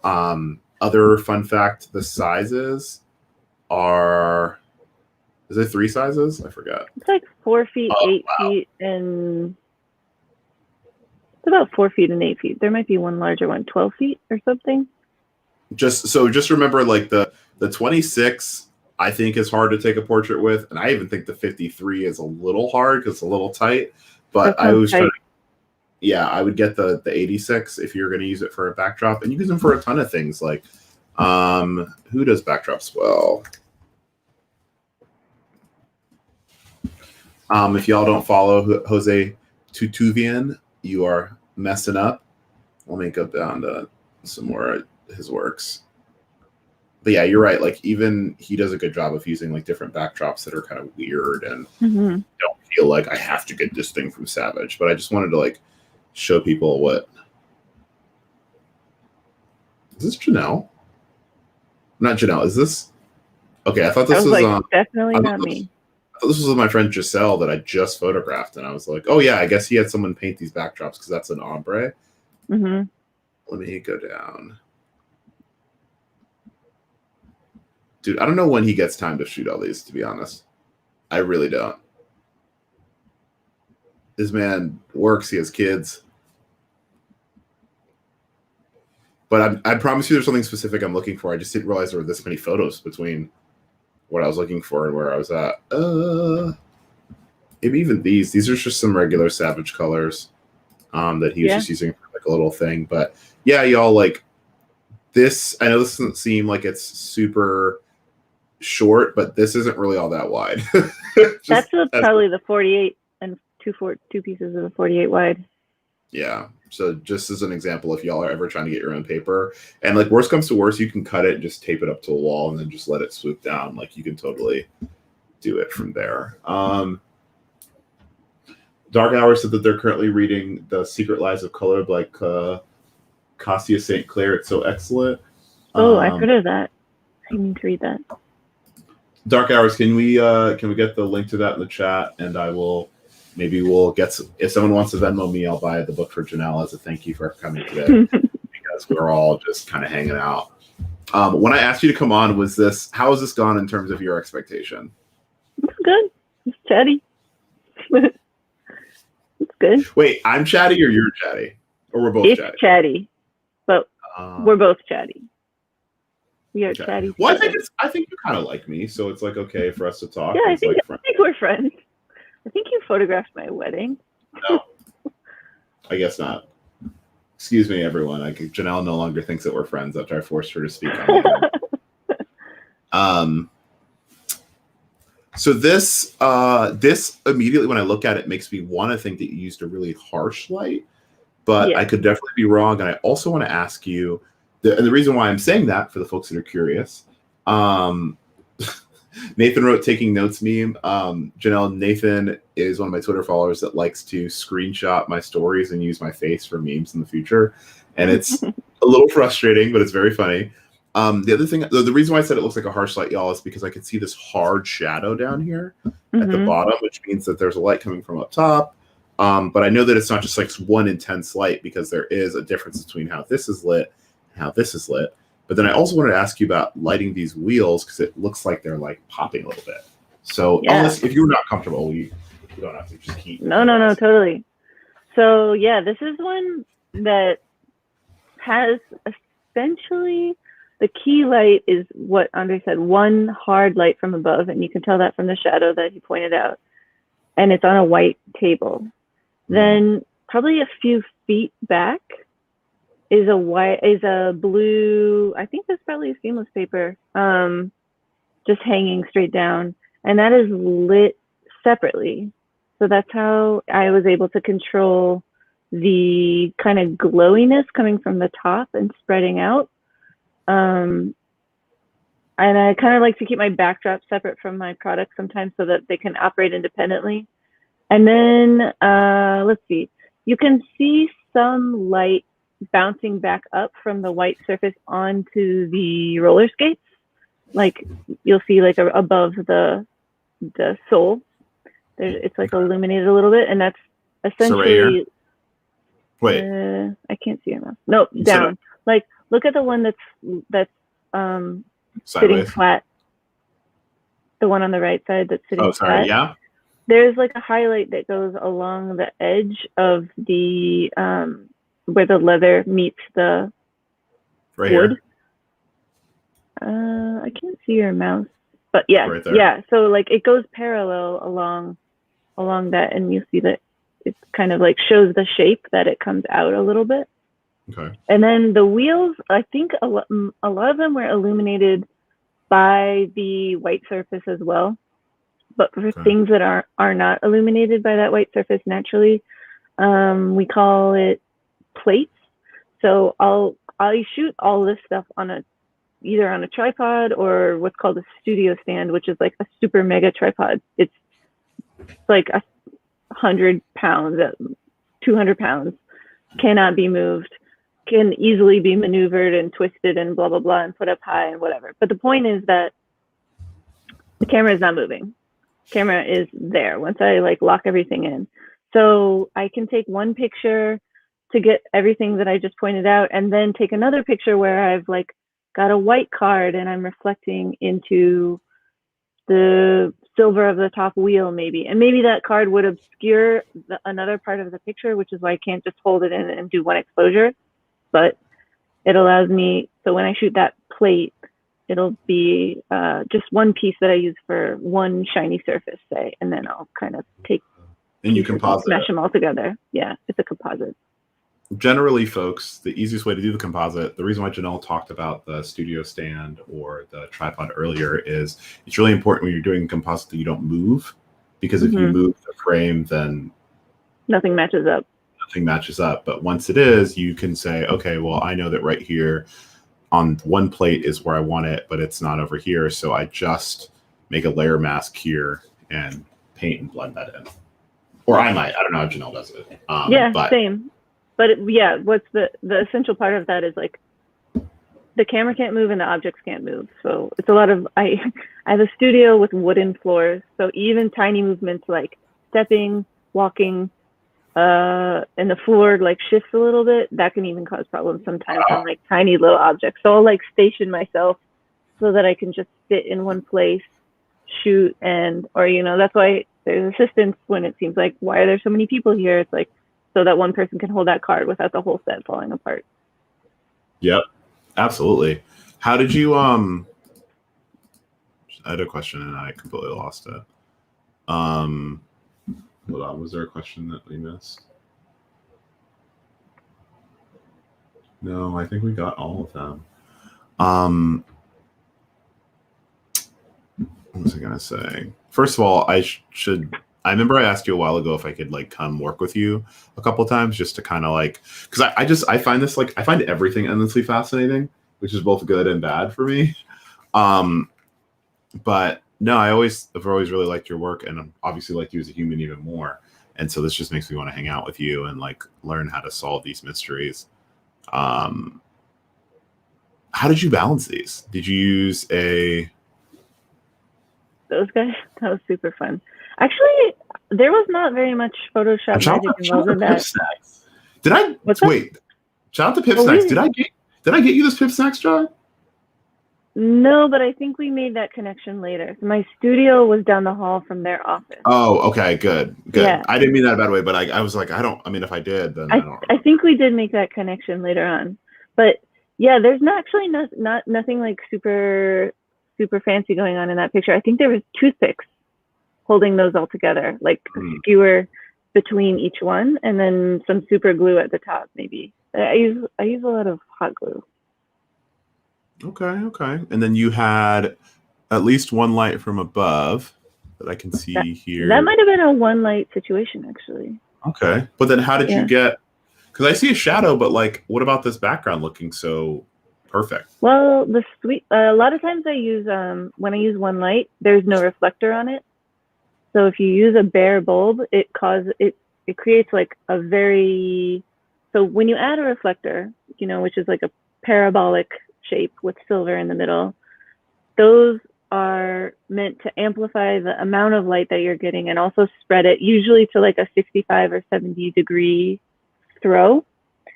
So you're really getting quick, more before light. You say anything else, let me just go on the ProPhoto site so people aren't like, what are you talking about? This is a different reflector than Andre was talking about before, like a pop-up reflector, different thing. So I was talking about a reflector. So there's a couple things. There's this, which essentially, continue what you were saying, yeah?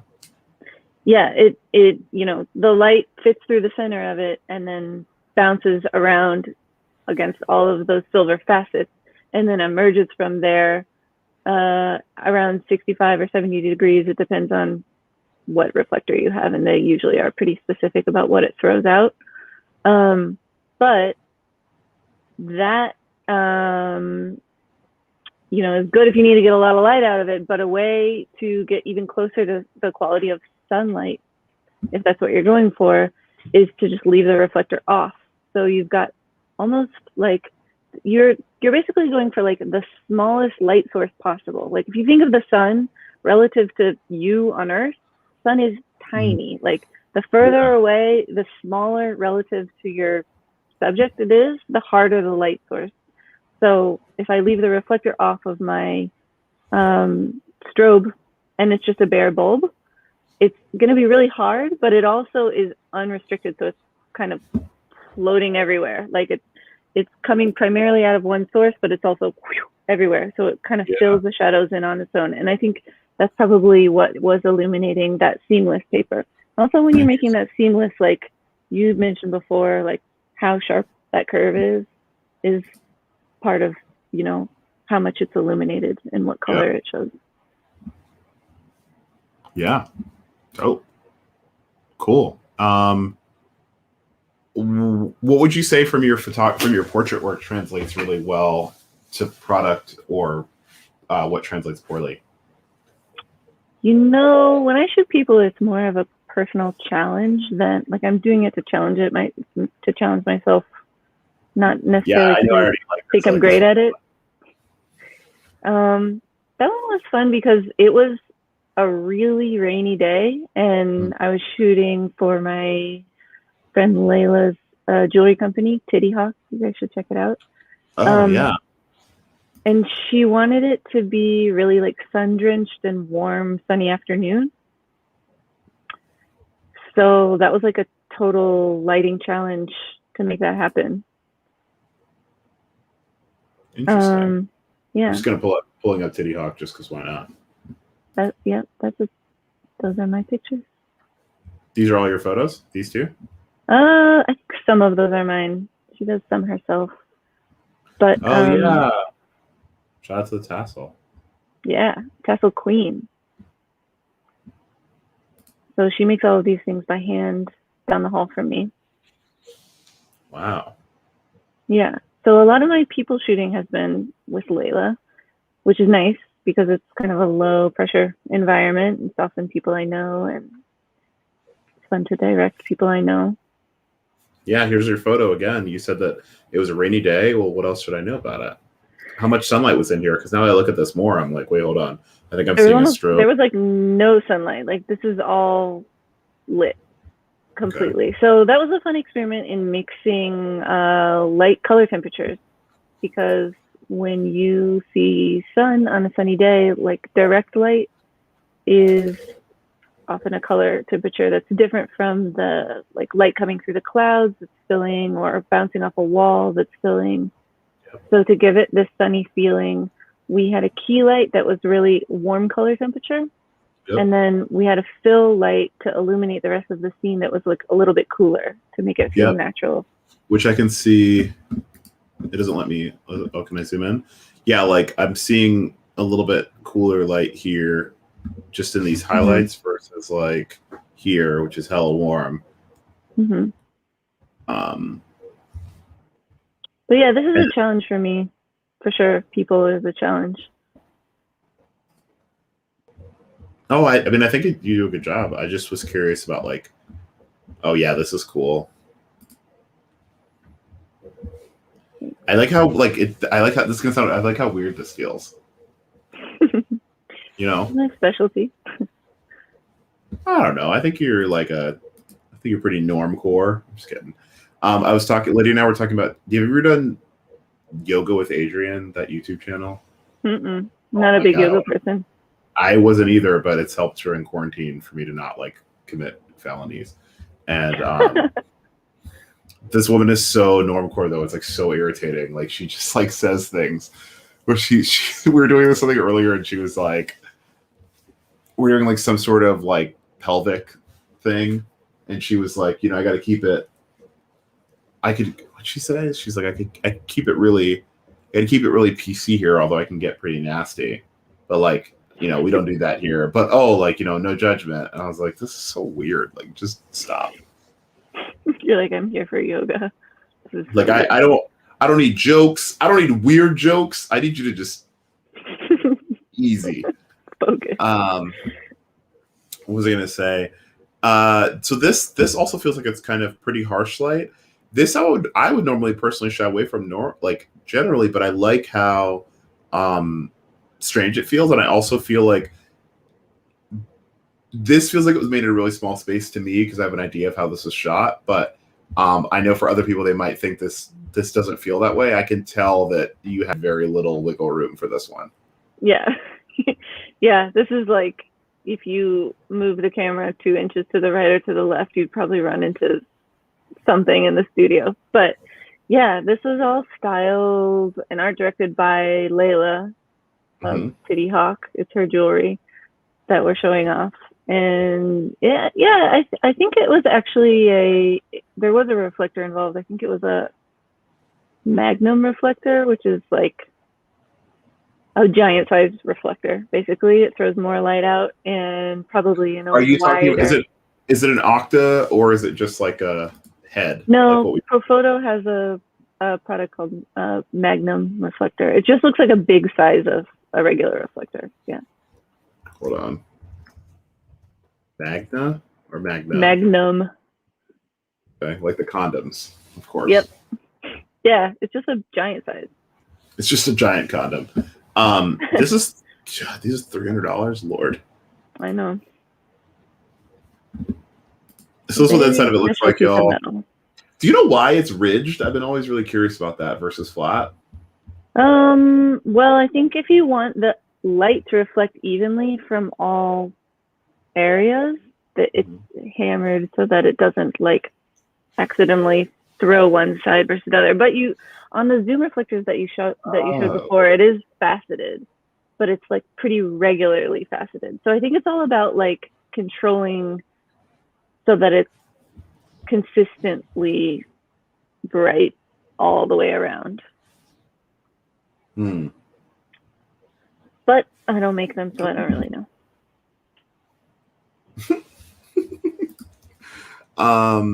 What are some things that you want to try that you haven't made yet or done yet?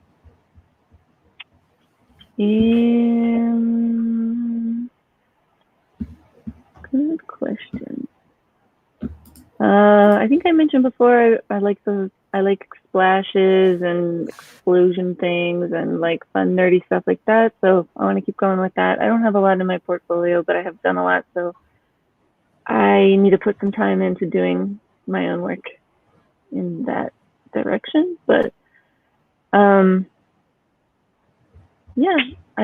also talk a lot about shooting people, not like you do, Andre, but kind of more as objects. as like Interesting. malleable objects. Yeah. And my sister is a professional dancer, so I've got the perfect subject. I just need to put the time behind it. But yeah, it's on Are the you list. It's been familiar on with the the list for a work of while. Are you familiar with the work of Brooke DiDonato? Mm-mm. Say it one more time. Brooke DiDonato. Mm-mm. She's one of my favorite white people like you. Hold on. Thanks. I'm serious. It's not easy to get that title. I'm honored. I'm serious. Um, Ooh, yeah, this is when you said that. That's what made me think. Brooke shoots stuff like yeah. this all the time. She said, like, I'd like to shoot you once. I was like, Brooke, I don't think anyone wants to see my like little weird body. But the But thing yeah, is, no, it's not a body. It's like an object. dude, this is my Yeah, favorite thing she's done. How cool is this? I love it. Yeah. It's Whoa, so it's a cinematograph. yeah. Cinematograph's also on my list of things to tackle. But yeah, she's Cool. we actually have the same agent now, which is funny. Tinker Street? Yeah. Cool. But yeah, no, I think Brooke is so cool. Seriously, I'm not even kidding. I like want to work with her forever. But I think that when you're talking about like using people as objects, I find this really fascinating. Like this is such an interesting Ooh, construction. This yeah. is Yeah. do you know the studio in Bushwick? I know I've worked in the studio before. I think Brooke's the one who sent it to me. But this like I've like walked into I think I walked into this once and saw her make it and it was like, super Cool. fascinating. But like I Wow, I'd imagine love you to know how like much this. she plans out in advance, you know? A lot is my Yeah. understanding. But yeah, I think like this is something that when you said that, that's what I thought of, something that I could totally see you making, like something that feels almost like some sort of like strange landscape. Mm-hmm.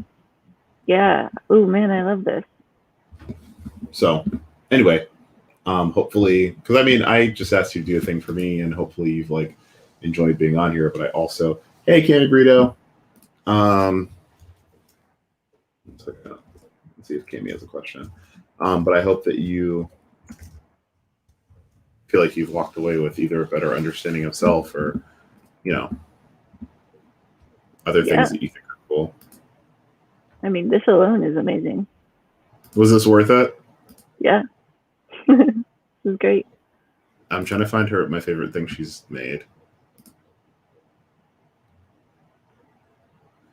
This is like the thing that's probably the most popular of hers. Wow. Was it wax? Do you know? I think so. I have to ask. I do know. Where's this photo?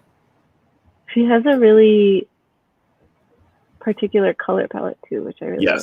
Very, very particular color palette. Yeah.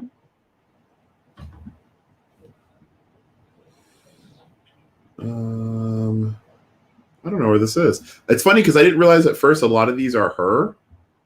Uh-huh. And I'm like, funny. wait, you shot this yourself? Of yourself? What? Could it be in here? Where the hell is this photo I'm looking for? As a quick side note, what did you think about all the complaints about the Jurgen stuff? Just his general work? No, the W Magazine stuff. Oh, I don't know about this. Oh, we can see you react to this live.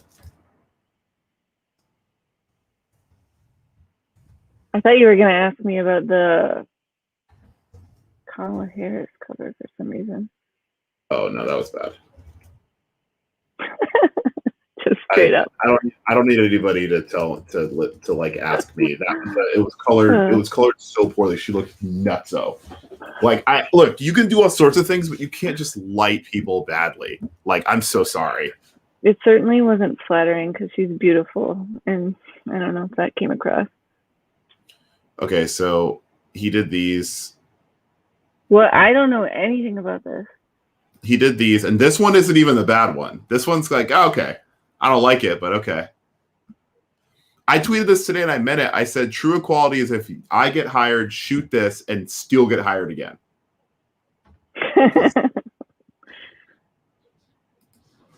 Okay, so he shot everybody in front of this tree. Okay. And It's like weird some of because the, it doesn't even look like his work. Like he has a definite style, you know.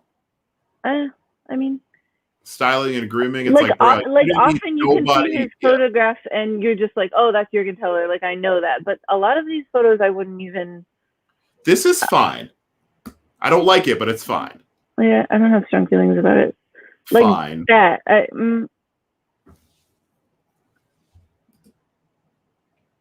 Fine. I feel like Michelle Pfeiffer's like, I'm not getting pictures of this fucking tree. He was like, I don't give a fuck.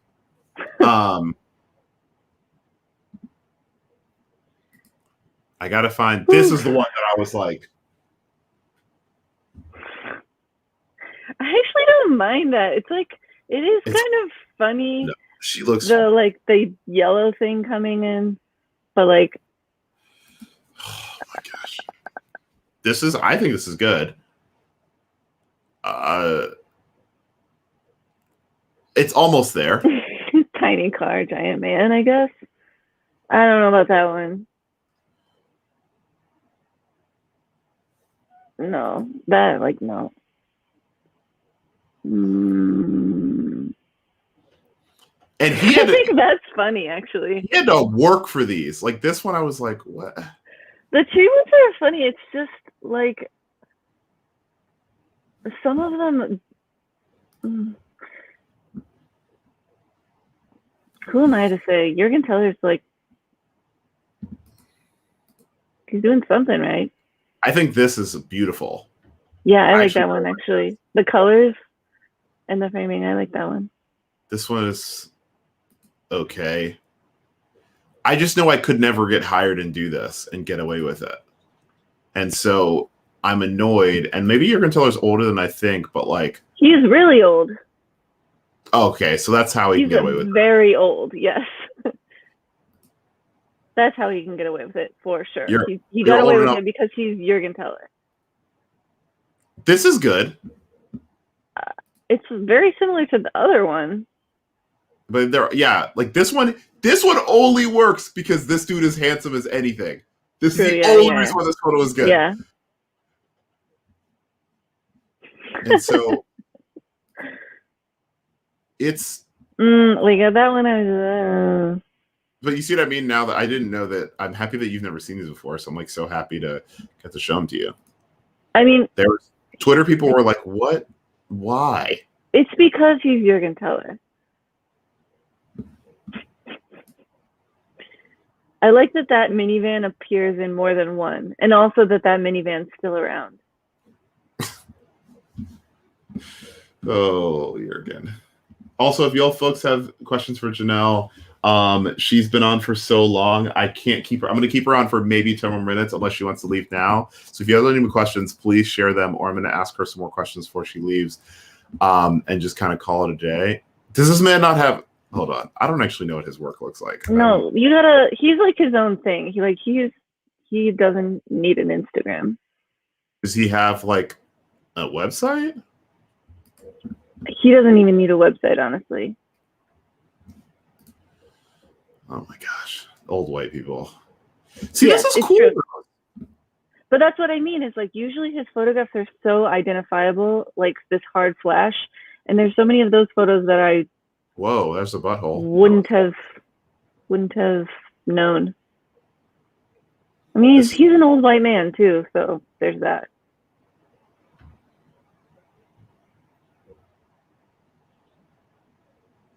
Wow, these are aggressive nipples. Yes. This feels like a better aggressive nipples. This feels like a better Terry, what's his name? Terry, the creepy dude. Yeah, the creepy guy. Richardson. I'm sure this is. Yeah, I was like, I'm sure this is a nightmare that people forget him. I mean, it was like an era of like harsh on camera flash equals chic. But Jürgen Teller is older than Terry Richardson. The memes from this were so great. People were like, Hillary Clinton photographed by Jürgen Teller, Shaq photographed by Jürgen Teller. Doug, I literally cannot with this. I'd like to see his work. He's born in 1964. Okay, buddy. My bad. And I'm gonna be honest, the man he's a good photographer, but I'm just confused. Like, but why? I think there's some humor to it. Probably. And it's probably also, you know what, if we look at it straight up, the part of the joke in my mind is like, look, guys, like, you know, we're trying to make art in this period of time we're trying to continue to act like nothing's happening when the world is burning. And so there's something kind of cool about shooting it with an iPhone. Don't get me wrong. But I think that for me, John Oliver had this quote that I've really liked. Not John Oliver. Jon Stewart had this quote I really liked when he was talking about why he stopped doing the Daily Show. Mm-hmm. He was on that LeBron James show, The Shop, and he said, once I started to cheat the process and not want to do the important things anymore, or the thing I just kind of kept trying to make everything easier, then I knew it was time for me to go. Yeah. And I guess for me, like getting my first, hopefully I get a W Magazine cover. And I think, this might be arrogant, but I think that I can do one, and I think I'd do a good job.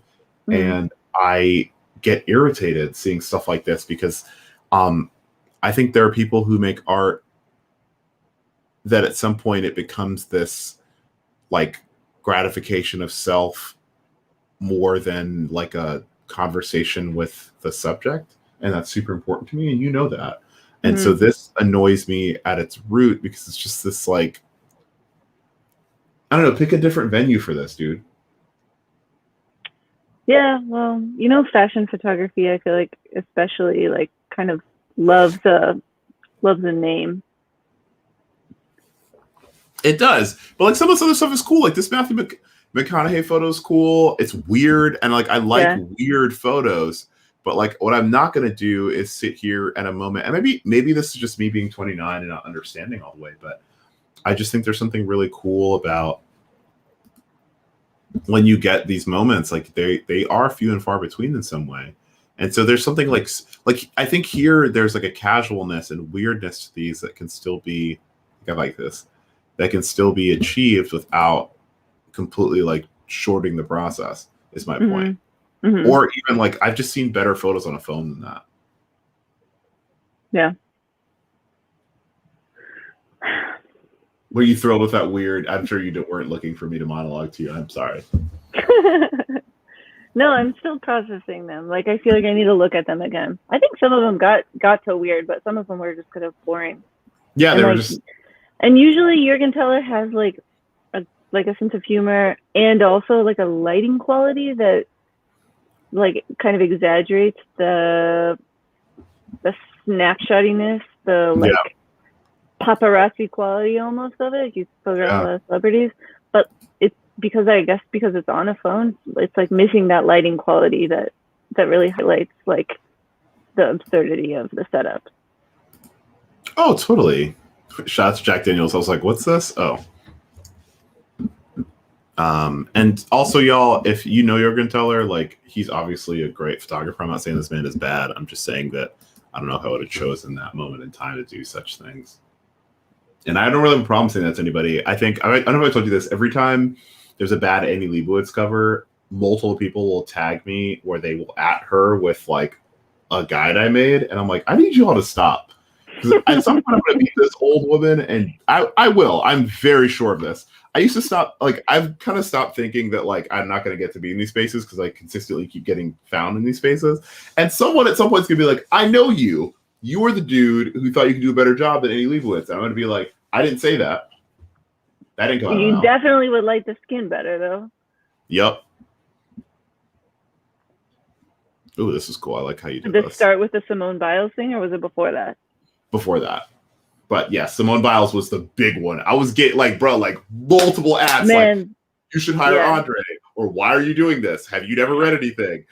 Have you seen this guy from this guy, Andre? I was like, yo, if y'all don't chill, I'm not trying to go to photography jail today, personally. I just saw that and I was just like, lotion. So Please. many things. Lotion. The way she shot her was weird. There was just a lot of things that I think people do in the name of art with like, and I think my point once again is once you start to completely like disregard the subject to go like romp off in what you It's want to true. do. Like, I just do this. I didn't get Yeah. that. Could you try again? Oh, shout out to my phone just thinking I was talking to it. Yikes.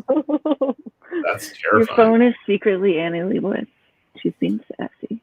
I don't know. I guess I just feel like at this point, everything, I don't know how you feel about this. I feel like most of the things I thought I wanted to do, I got to do now.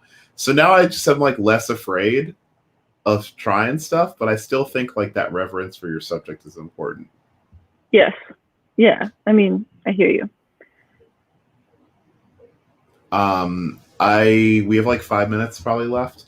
I figured like what we would do is I like stop harassing you right at the 2-hour mark, and then I'd probably do like closing thoughts and look at some of the things I photographed. So I guess with like our last 5 minutes, is there anything that you want to talk about, like advice or something you want to expand on more that we talked about, or is anything you want to ask me, or I don't know.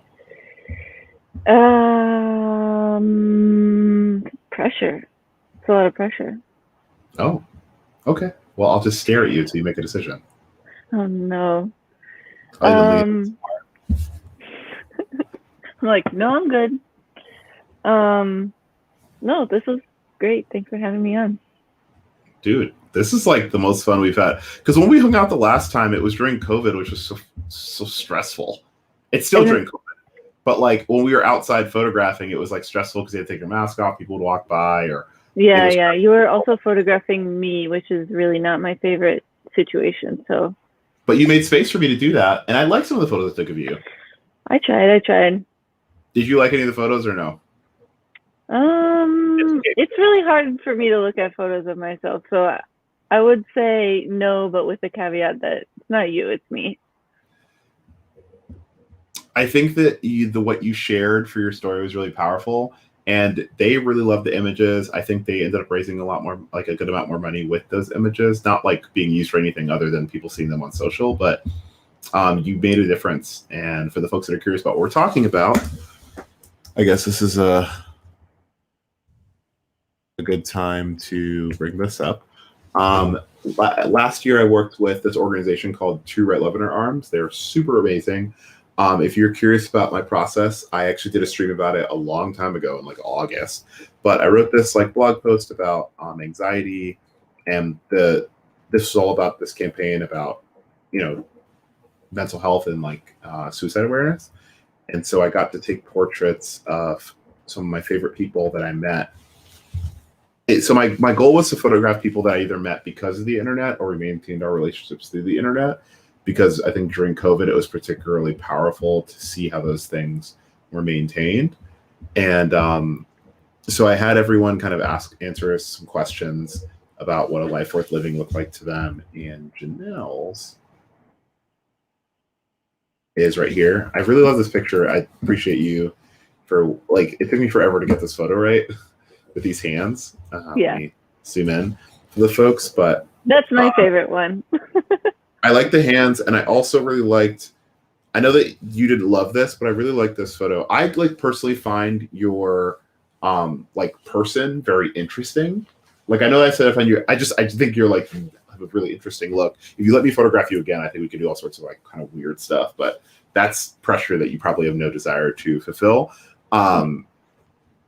But yeah, no, it was a really interesting project because they were like, hey, could you just take some pictures of like, they were like, we know that you like share a lot of textures on your story. Could we use some of those for a thing? And I was like, they were like, well, you don't have a lot of money. And I was like, I don't care if you have any money. I'm photographing this thing. I decided, and like made my life really hard for 8 days or 10 days, but I didn't care. I got up for sunrises and sunsets. Yeah, you were getting up at like sunrise to go to the beach in Queens and stuff. Yeah, to photograph them, or sunset with Mamadou. You know what's funny?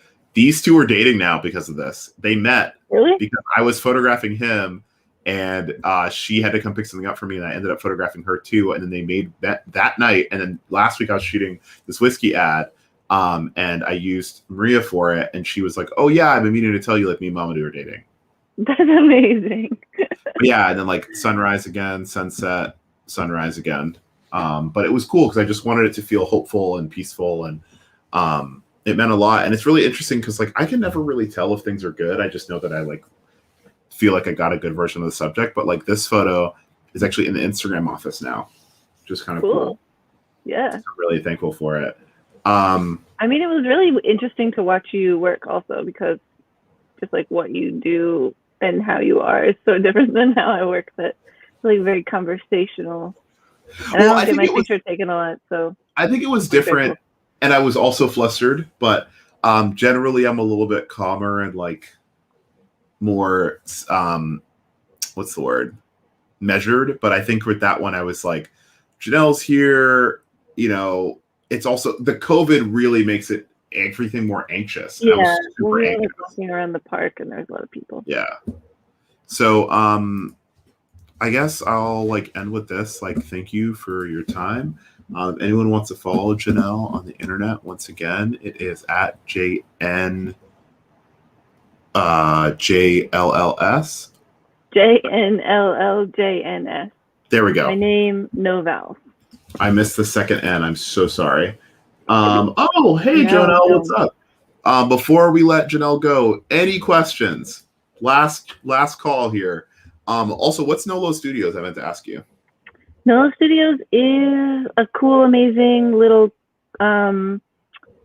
It's like a little cluster of studios. It's in Bushwick, and it's very collaborative. So my photography studio is there, and it's run by Layla Lott and Alana Noy. Layla is the one who I mentioned runs Titty Hawk. So there's like a collaborative jewelry studio, a collaborative ceramic studio, and a bunch of other creative people doing their own thing. Some cinematographers, some set designers, some prop stylists. So we don't all work together, but it's very supportive in a way other studios haven't always been, in my experience. Well, without saying too much, I'm in Bushwick now. I don't know if I told you. So if you, where is this in Bushwick? It's off the Morgan stop on Ingram. I was hoping for an address so I could like Google it, but I can do that later. 109 Ingram Street. Wow, you are just like a little encyclopedia. What's my address? So.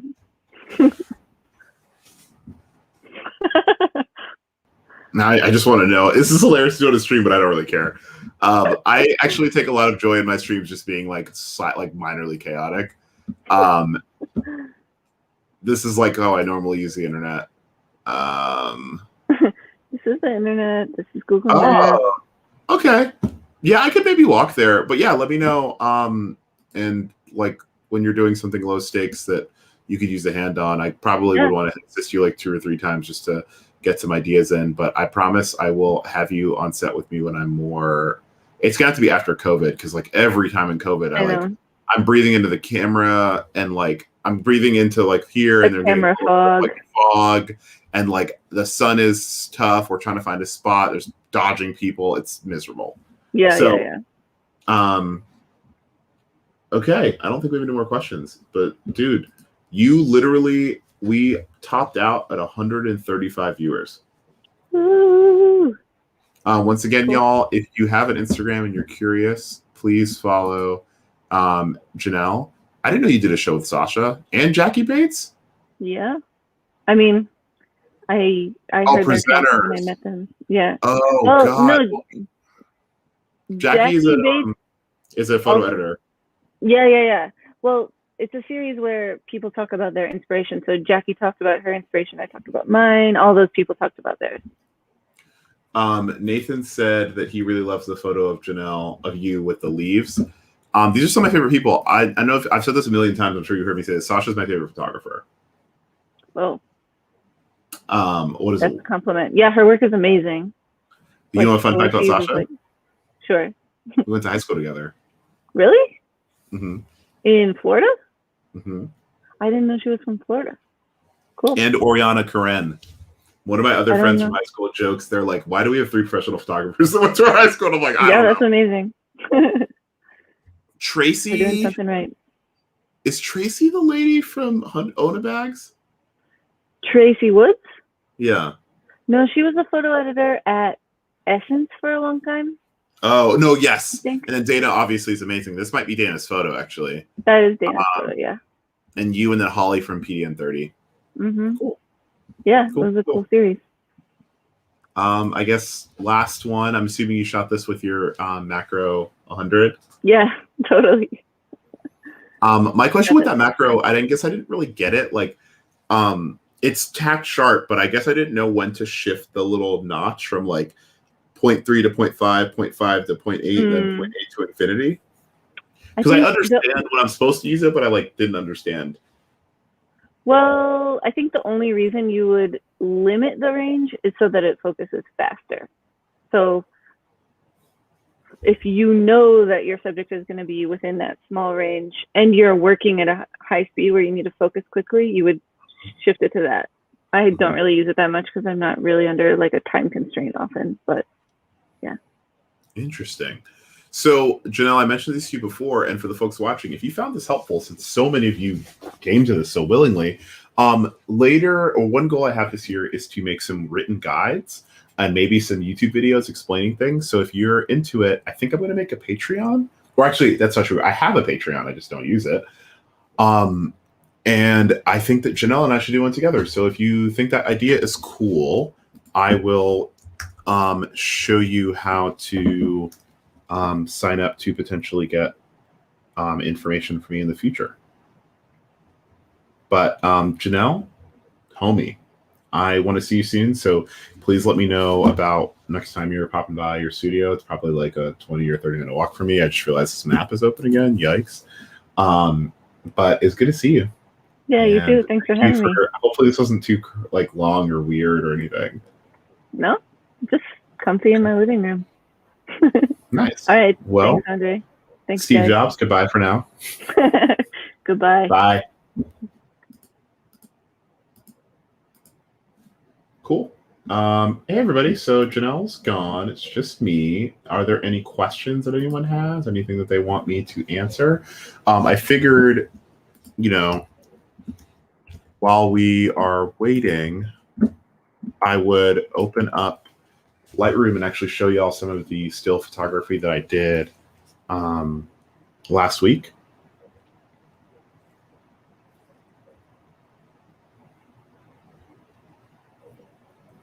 And we could kind of talk about what I learned and maybe make some selects. So I'm just waiting for it to come up right now, and then we will get it right on over.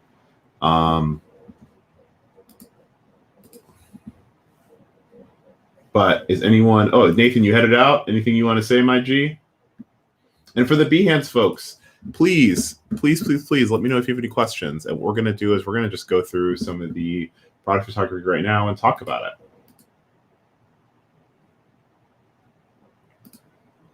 Allow me. If anyone else is curious or has questions, please let me know. And if you are watching on the interwebs, I will very much appreciate it if you choose to follow me after the fact. But I'm just checking to make sure no one sent me a DM or a question, and we can keep it moving.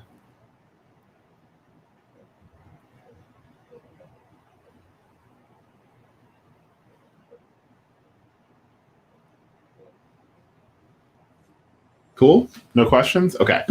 So last week, the reason why we're having this chat is because I did a stream, or I did a shoot for Aberfeldy, which is a very specific malt whiskey brand. And so I had to do a livestock component, which is what y'all are used to seeing from me. So stuff like this in really low light, because I wanted it to feel, the way I set this up, I wanted it to feel kind of like, it wasn't in a club necessarily, but it was in an environment that was kind of lively and low light, which is what we're used to. I used some of the product photography concepts to try to make some depth with the lights that I chose that would be reflective. And then try to photograph it in a space that felt like a scene we might see, in a black and white spot. And then the other trick is obviously using beautiful people. So shout out to my friend Giselle. excellent model. Everything looked cool. And so you're probably like, wait, so we're doing this whole product photography chat for you to just talk about lifestyle, which you already do? Well, yes and no.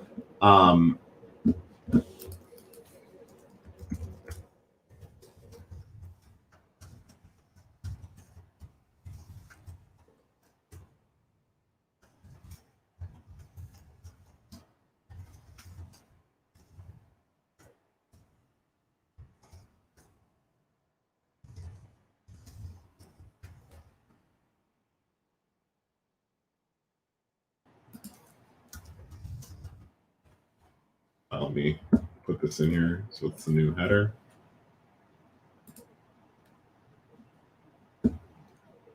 Oh no, I mistyped it.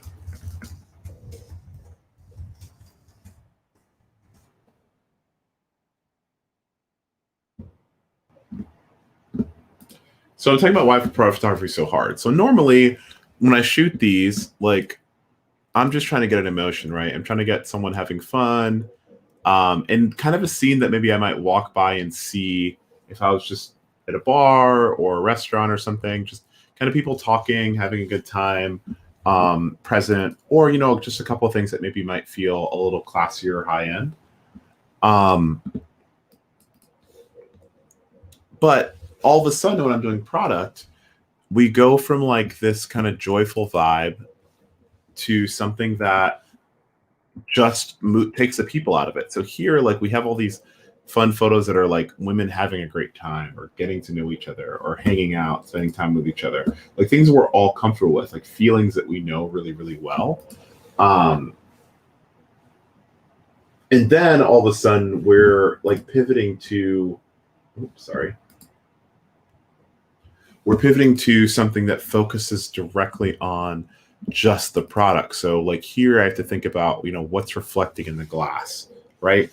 I have to think about the base of this glass is only so high. How do I make sure that it's not too full as I photograph it?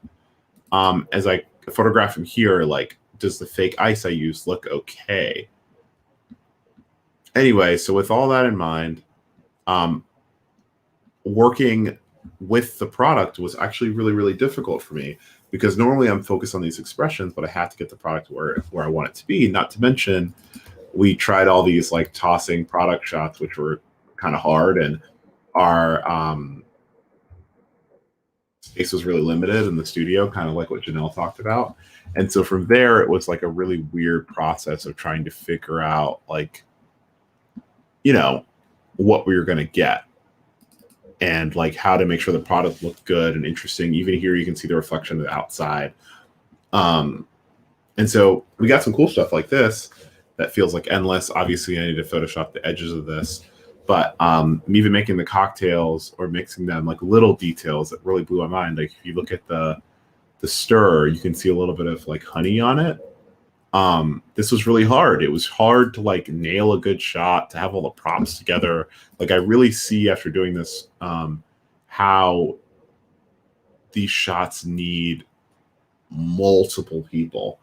Like someone who's just there to make sure that the glass and the bottle look okay, that this ice looks all right, that these are placed properly. Like it's really like a difficult thing, which I know isn't like necessarily like shocking to anyone who's done it before. But if you're thinking of doing it, I would say a couple things to start. Like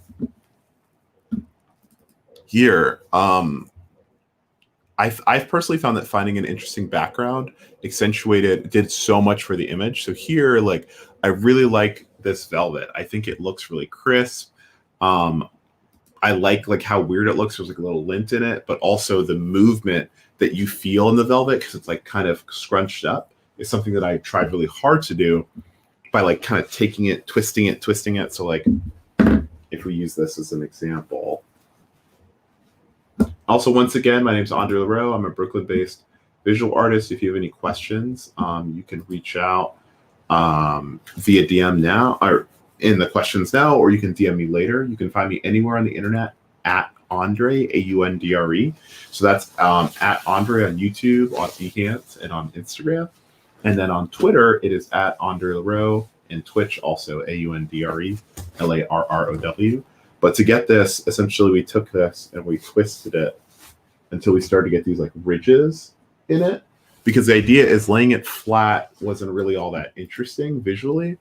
Plus, like, if we go up here, I think that there was just nice movement in this background just to kind of give it something interesting to look at versus, like, if you notice all the backgrounds we chose had some movement in it, because the way the light hit it would allow it to feel like there was some sort of action happening. And I guess that might be more of me trying to figure out, like, okay, like I want to capture this product and I want it to look interesting. How can I do that in a way that I think is cool and give it some sort of motion? So here I messed up because I didn't realize that this still had the sticker on it. But otherwise, I kind of like this shot. As you work along, like, I think this is cool. It's sharp. And once again, we're in Adobe Lightroom. I'm going to do a little bit of editing. So if you have any questions, please feel free to pop by and ask them. But I'm just going to kind of work and, y'all let me know what you think.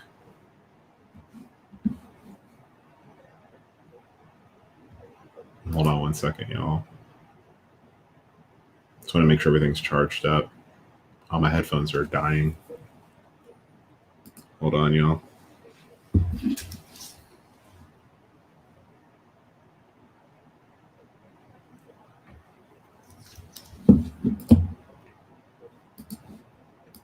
Okay, just turning them off.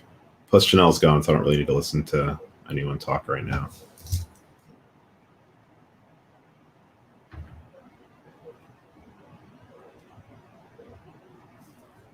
What was I going to say? Okay, y'all, 1 second.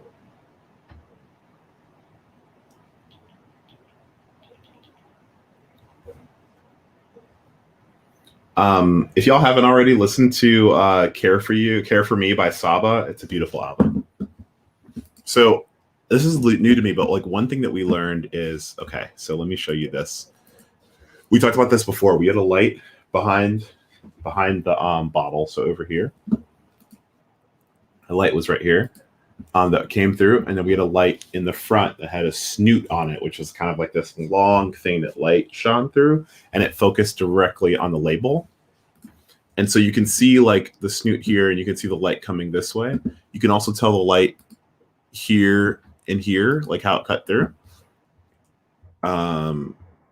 If you see, as we tried to like set it, we had super bright, figuring it out, super bright, still figuring it out, keep coming. And Janelle brought this up. She had the nail on the head, like finding the right angle, like here, even coming from up a little.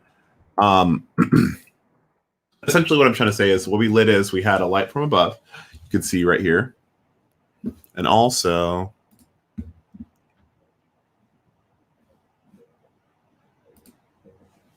I'm just going to show you side to side. So we had this light from above, and you can see this actually wasn't all that much cloth, so we had to shoot it up close. And if you're curious what lens I used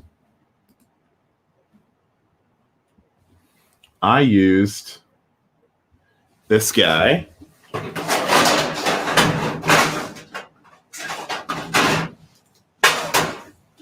This is the Canon 7200 2.8. And so I just use this, zoomed in real tight, because as you can see, this actually isn't all that much space, and just kind of zapped it. What we used in the background to make that velvet swoop right was essentially we clipped it on one end, and then I would bunch it and twist it in the corners until it started to swoop, and then I clipped that side and then did it on the other side and clipped it again. And then Aaron essentially has this light on a head, so it's a little bit stronger and more directional. And then above, we're running a light that goes through this diffusion right here. So like this. And this light goes above and through this, and that's what lights the top of everything, as well as you can see it hitting here and here. And it makes this is what leads to the glass looking shiny here and here also.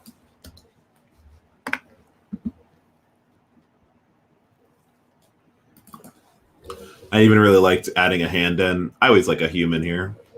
And the base that we use is kind of like this rubbery base so that it would feel black but not overpowering. And I knew that if anything, I could go ahead and color this in later.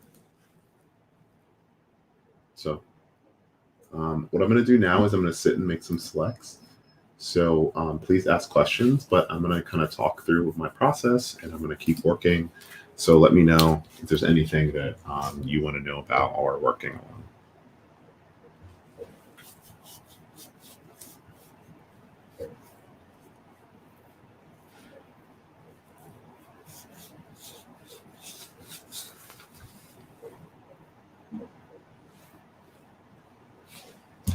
Okay.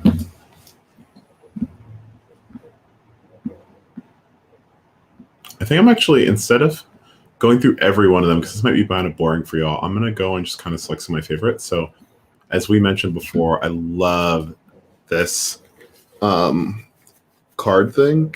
I think it's cool because of how there's like all this lovely light and dark happening all the way across. And I love this burgundy color. If you're asking where I bought it, I went to a fabric store in downtown Brooklyn that I go to called Fulton Fabrics. And I just looked around until I found stuff I liked, and I called Aaron. Here's a good example. If you zoom in, this is the snoot. This kind of shows you where the light is that I was using. Probably not the most professional use out there, but it's my first time, so have faith, or give me a little slack. I'm looking at here, it's like angles that are flattering. This isn't it. This isn't one. This is cool, a little high.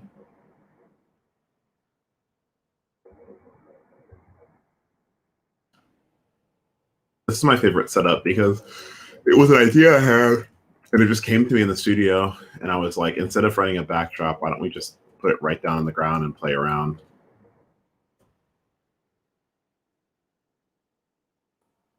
And so I kind of like this kind of lower angle because it's a little bit of a fatter bottle, but I still think this above one works the best.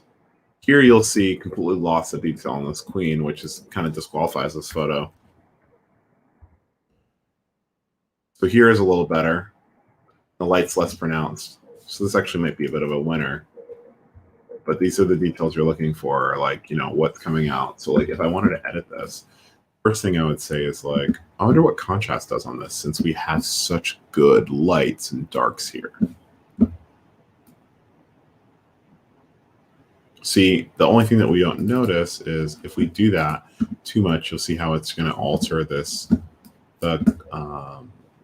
the color of the glass or the color of the bottle or the liquid in it. We don't want to do that too much. But essentially, I might bring my exposure up just a touch. I like our contrast here. If I bring my shadows down too much, I lose that kind of cool contrast I was getting in between the darks and the lights here. But let's see if I bring my highlights up too. Nah. I think it gets too aggressive. So actually, let's bring our shadows down a little, or our highlights down a little bit. Bringing down my highlights allows me to make sure that the cards aren't overwhelmed. And let's bring our shadows up a little bit, actually. And then we're going to go down and see what happens if I go to the color mix, which you can see here. Excuse me. I can alter the hue, so I can make the red, which is obviously in burgundy, a little bit pinker or a little bit more yellow, because that's where it sits on the spectrum. Red sits between purple and yellow, so I can move it to make it more in either direction. I can change how saturated the color is, as well as the luminance, which is how bright it is. So here, what I'm actually going to do is I'm going to see what happens as I change this. You're seeing how bright the red gets, but what we really want to pay attention to is what happens to this. So let's look at it again. See how like it kind of loses that luster?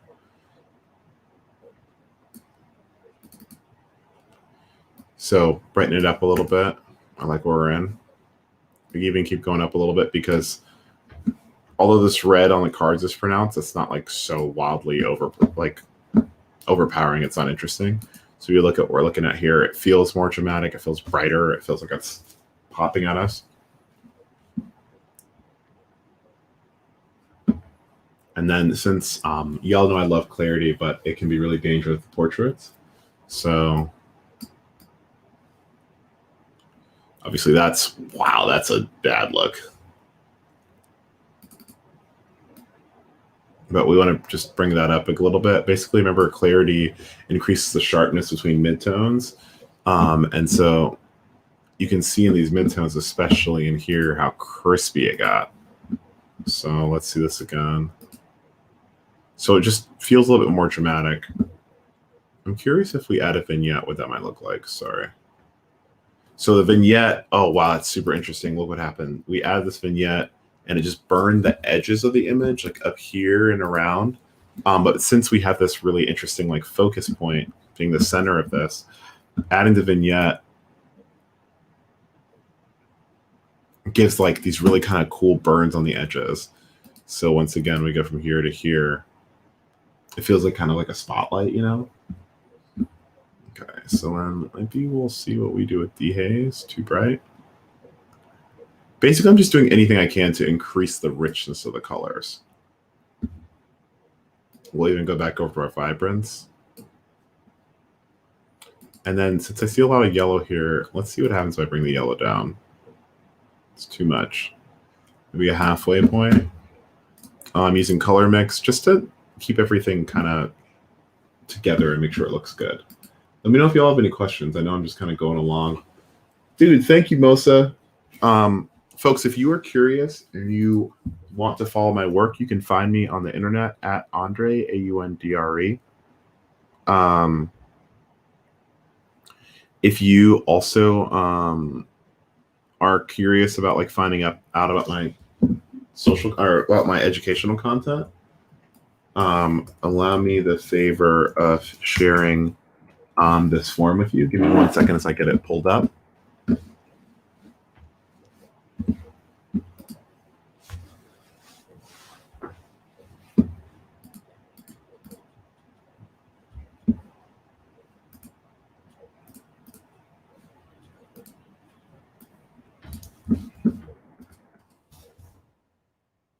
Oops, sorry, I can't do more than. I'll post them all separately.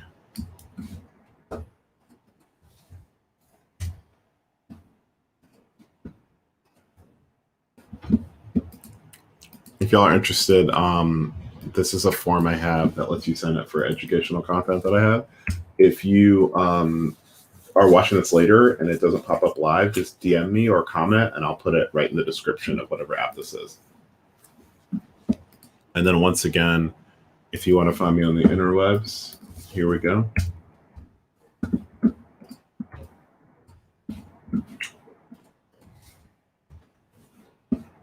Okay. And every follow helps, y'all. So back to what we were saying, I'm feeling pretty good here. Now let's see what we're doing with our orange. Orange might actually change what happens with the liquid. So look at how the liquid's changing. Bringing it up a little bit helps. Let me show y'all what I mean. So remember, this is orange. It's whiskey. So let's bring this up a little bit. Yeah, look at this, y'all. It's looking kind of sexy, kind of interesting. I know bottles are not the sexiest thing, but we do what we can, right?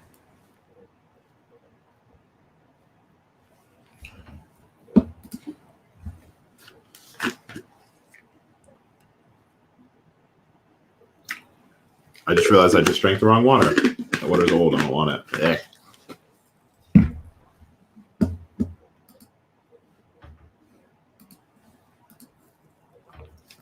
Yo, ask questions, y'all. Okay. We found an edit we liked. I'm mad at it.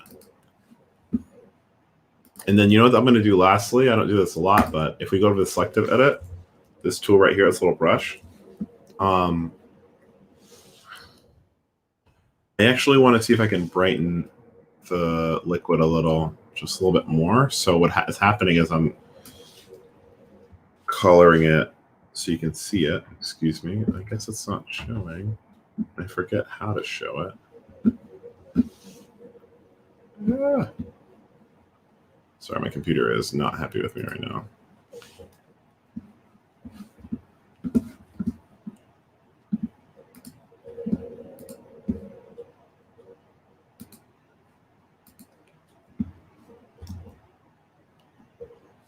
Okay, let me try this again.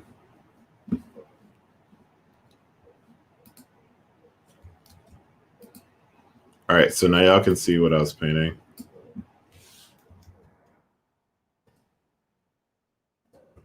There, now you can see what I'm working on.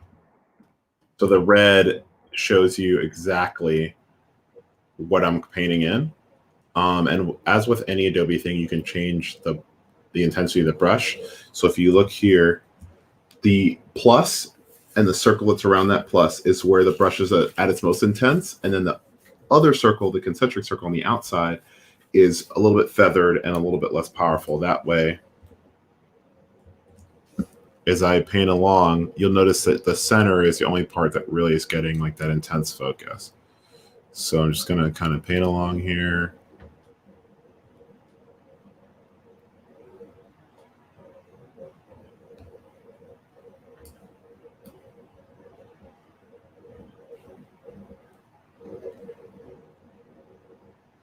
And then if I make a mistake like I just did, I can go over here, hit this eraser button,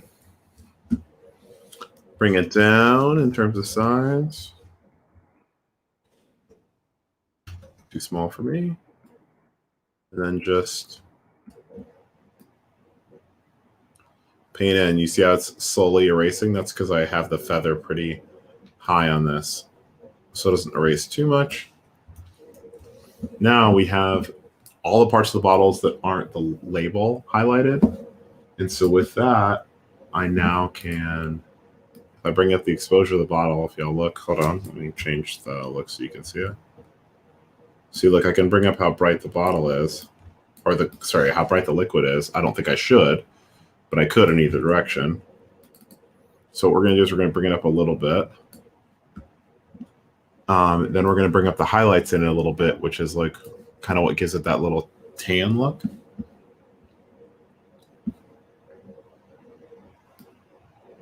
Let's really bring up our contrast. So yeah, that's it, y'all. If you're curious what it looks like with it, let me cycle this on. So I just delete this. That's before. That's before. That's after. So y'all see that? So let's see, Control Z. Before, after. Just brightens up the liquid a little bit. And it gives me a more like localized edit than I get when I just use exposure willy-nilly. Using the adjustment brush really works well. So let me bring up our blacks a little bit.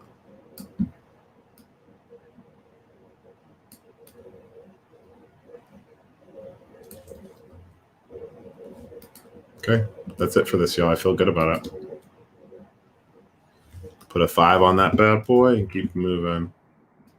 And then I copied the print. I copied the edit so we can try them again. See that before and after? Junk is clean, son.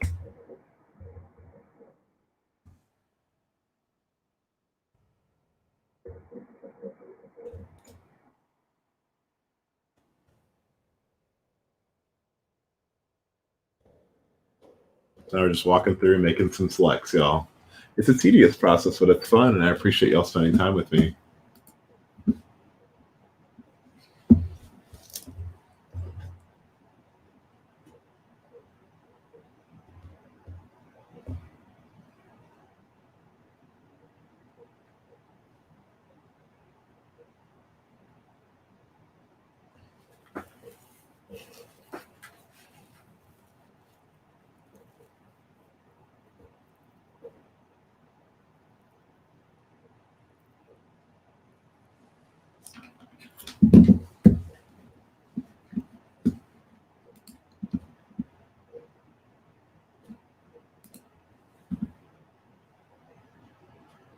I even tried this thing where I had Aaron try to grab a thing, but it just was such an aggressive size it didn't work. Balls.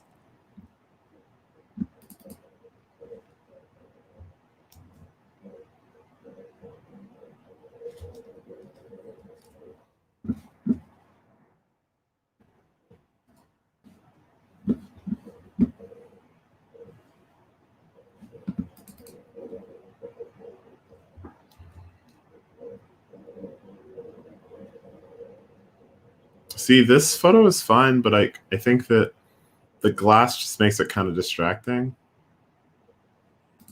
I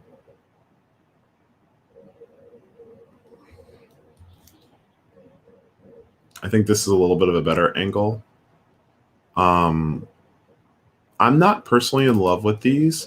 I think I tried a lot of different things. I tried this lighter foreground. I found that these pieces were kind of distracting. What I mean is like, here, let me paste the edit just to make sure we're on the same page, right? This is so distracting. You know, when you look at an image, your eye's always going to go to the brightest parts of it. And so switching to this darker one made it a little bit easier to see. If you don't know what I mean, let me...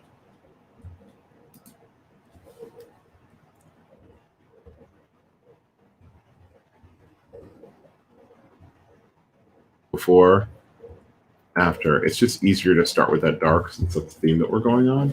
And it just looks a little smoother and it's kind of easier to recognize. So I found it like... Pedro said, hi in Brazil. Shout out to Pedro. What's up, man? I'll only put you on here. Thanks for the question, Pedro. Pedro said, hey, hi from Brazil, watching you. Your work is magnificent, Andre. What do you look for most? What do you most look for observing moments before you shoot? How do you define a final composition mainly in terms of light? Okay, what do I look for before shooting? Here, I'll give you all a little look at this other shoot I did. Okay, what do I look for before I shoot? I always like go for raw emotion. I want things that feel messy. I want them to feel like moments that I've seen in my life before. Like, does that make sense? Like, I look for things like this that feel familiar, but like completely new. Like, I want to know that this is a human emotion that's been captured before and it's not foreign, but I want to show it in a new way, right? So like, I've seen this. I've walked around New York and I've seen a couple together. It's kind of having a tender moment, and it's like a really beautiful thing, you know? And seeing this for me, like at sunrise, it makes me think of times when I've been with someone I love in a place I love, you know, like in New York, and there's like that unbridled excitement of being around someone that you care about and them taking you somewhere and where that somewhere might be. So I'm always looking for authenticity, essentially, familiarity, and then for something new. So, you know, we had some pulls and some kind of weird... I don't think this is completely out of focus, but it feels fun. Anyway, I want my things to feel new but familiar. And then second question, how do you define a final composition in terms of light? I mean, if I could shoot everything at sunrise or sunset, I would, but alas, that's not how life works. Plus, I think photographing, so I was going to say, plus I think that working with light that's not ideal is actually kind of fun. Like, I photographed her here, and it was a mess, and I loved it. I loved that it was like light on the sides. I like that sometimes I missed a focus, but I still think that like a definite moment is different. Like each time it's finding the light and the decisive moment and where they coincide with each other. And so for me, I'm trying to figure out, okay, like what did I take that I liked, right? I liked these things. I liked this photo, etc. And then, you know, what light best shines on, like in this case, the product. So the product for this shoot was bandanas. And so, you know, nothing that's distracting, just something that works along and says, who's this person and how do they use this bandana? Does that answer your question? You keep reminding me of my Instagram or my Lightroom's just bugging out. But what was I gonna say? Well, you know, if you all have any questions, I'm gonna kind of keep going though. back to this alcohol.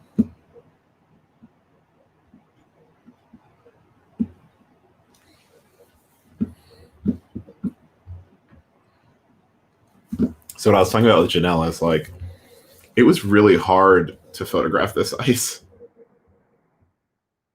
Kind of cool to see it in back, in reverse. You can even see if you zoom in, look at that. You can see the water on my fingers because working with real ice is way harder than one would think. Or than I would have thought anyway. I hate that though, we'll figure it out. I gotta see the perfect photo that has my fingers looking dry.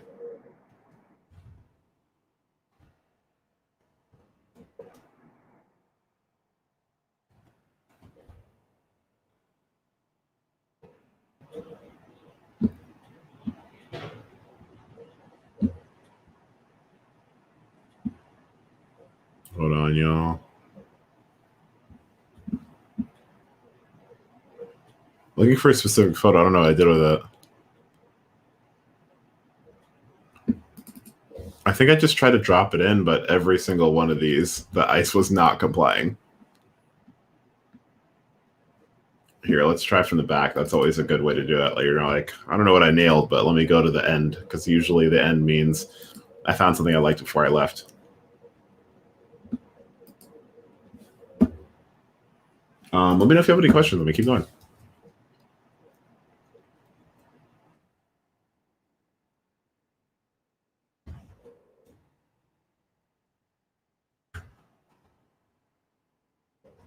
Just kind of keep it going.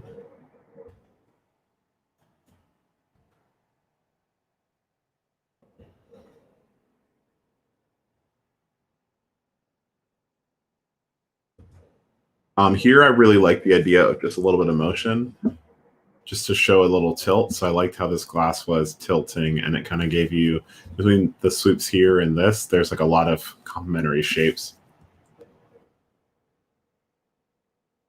But you see you lose it as I bring my hand closer to the bottle. And so it's just like a never-ending battle of finding something interesting.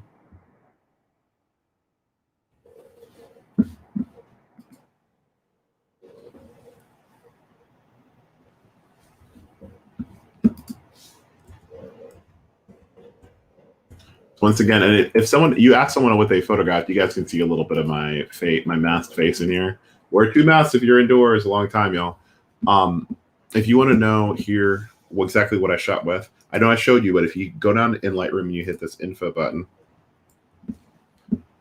right here it says 7200, and the focal length was 75. So obviously this is zoom lens, and you can go from, if you look here, it lets you know you can go from 7200.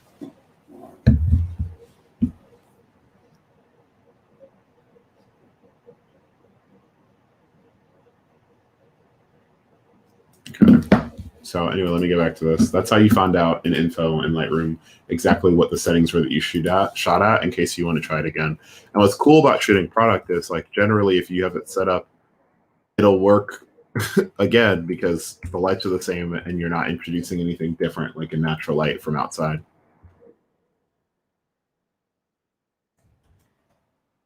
And my hands are not ideal for this, but we learned a lot.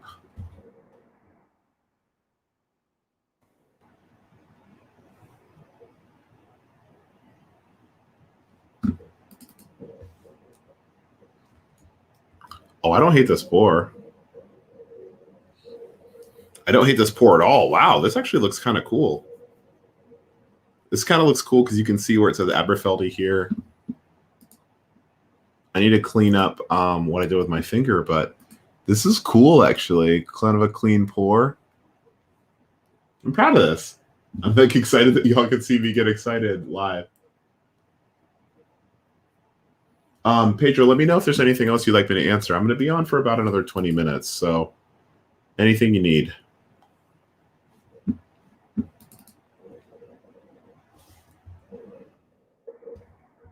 So another thing about angle, see, this is a little higher. This is a little lower, and I think it's more effective. I think it feels like how I want this shoot to feel. My favorite part about this shoot is how the honeycomb holder looks. Yeah, my hands are huge, so they might not have been ideal for this. But you know what? You try things and you learn.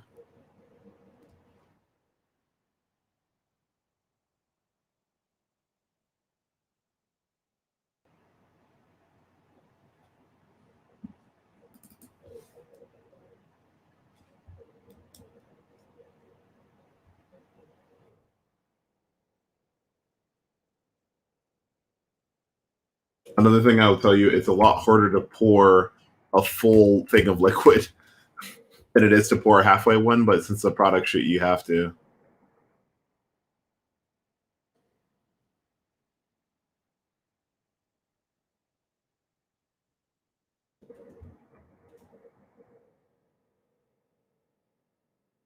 This I don't hate. Wish I shot it a little higher, but you know, figuring it out. Anyway, we had enough of this. Let's try another setup. Let's try something brighter. Like this was fun. I like this. It was a little hard to do though. We had to, using the reflective surface on the bottom, I think made something cool, but we didn't end up having a ton of space to fit a ton of things in, so.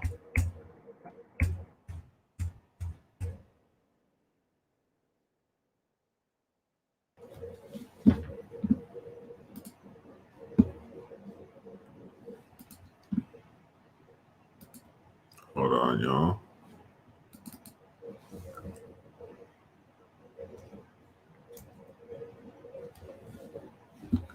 So here we're actually going to try out a couple cool new things. So since this is a brighter image, using our highlights will really kind of bring it up instead of just using exposure. See how exposure just kind of does this? Bring up our highlights allows us to keep our structural integrity while still like attacking some of the brighter spots like this. Okay, and then we'll bring our shadows down a little. Contrast. Contrast we might want to leave alone.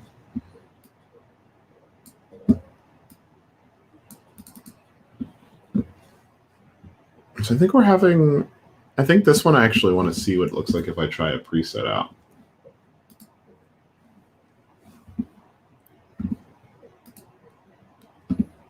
Actually, we can toss on a little, first a little Adobe profile and see. Sometimes kind of weird stuff is fun. That's too desaturated in my opinion. Plus you got to be careful if you're trying stuff that this yellow stays yellow. So we'll go back to Adobe Color and then we're going to go over to presets that I have that I like. I kind of want to highlight the yellows here.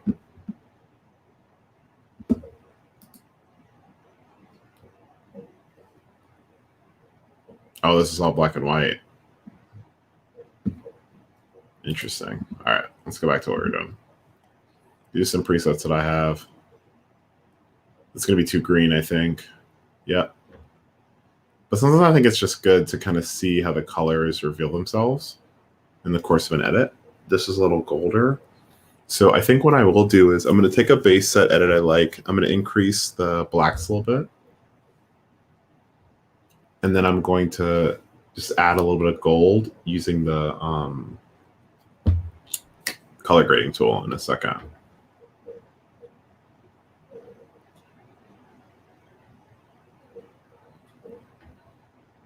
I don't hate this. Ooh. A little bit darker. I like it. This is going to be too intense.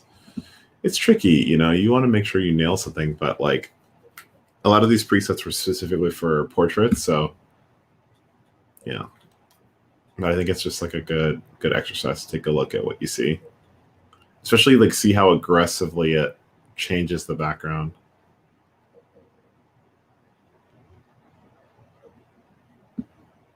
Wow, this makes the honey look beautiful, but alas, we don't have time for that. So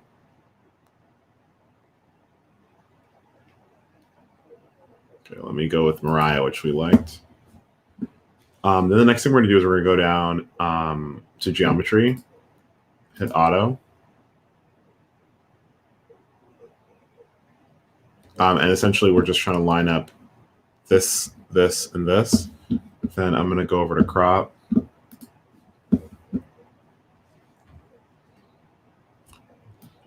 Hold Option and pull it over.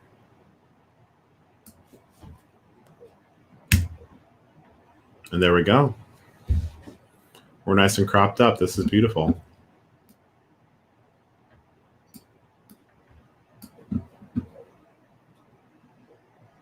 And then we're going to go over our midtones like we talked about. And we're going to just, oh, sorry.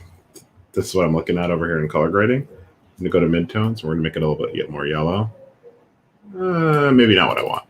Let's start over. Let's try the highlights instead. Oh, yeah. You see that gold? See that change? Let's try this again.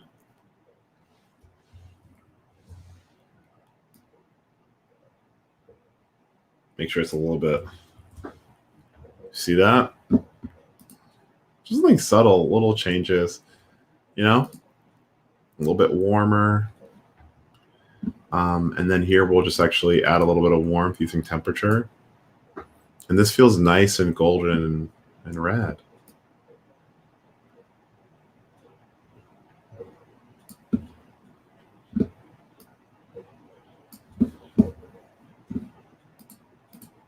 Sorry, y'all. I'm just kind of getting in my groove now. What's up, Ankita? What's up? And what's up, Amit? Ankita said, how do you know that now is perfect editing? I don't know. I just keep trying stuff until it feels done. I try not to do anything that's too aggressive. I just like to make stuff that feels accurate.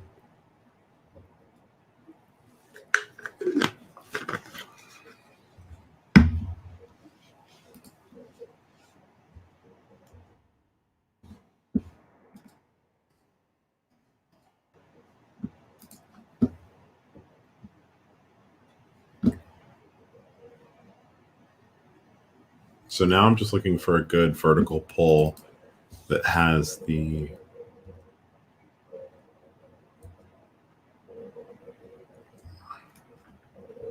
good honey drip. This I like.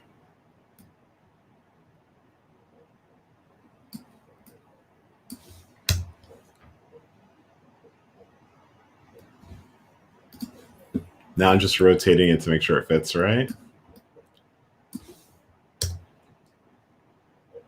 See, that actually looks pretty good. Not a perfect look, but it works, right? It's just about trying stuff, y'all.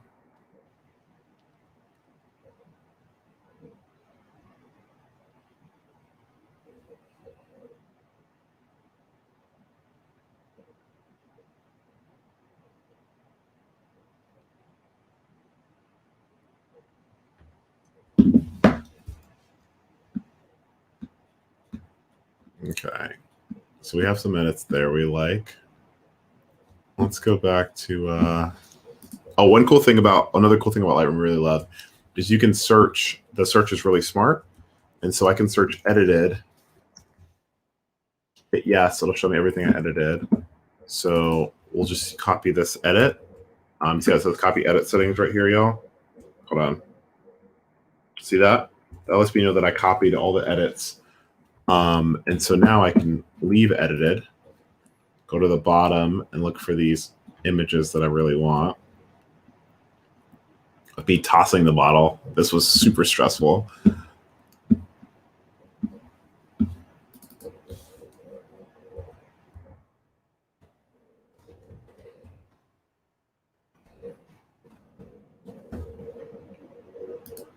And then we can just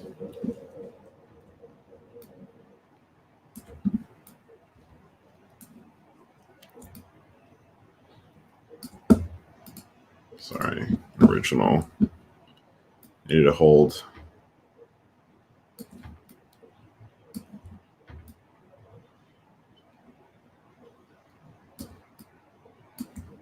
You hold Option to keep it as accurate as a crop as possible. Just trying to make sure I get as much space as I can in here. Think about that. That's pretty cool. It's weird, but it's cool.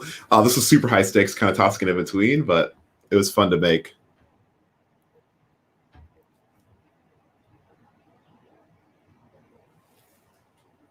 So anyway, let me keep making a couple more.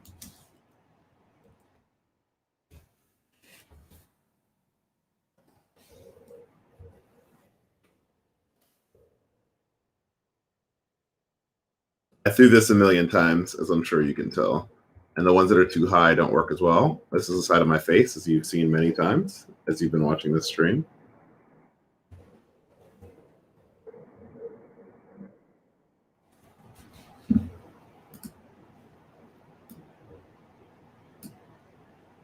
Oh, this I think looks cool. I think it catches it super well. So here we're going to do another crop. This is going to be a little bit tighter. A little closer. We're basically just getting up to the point of that clip up there.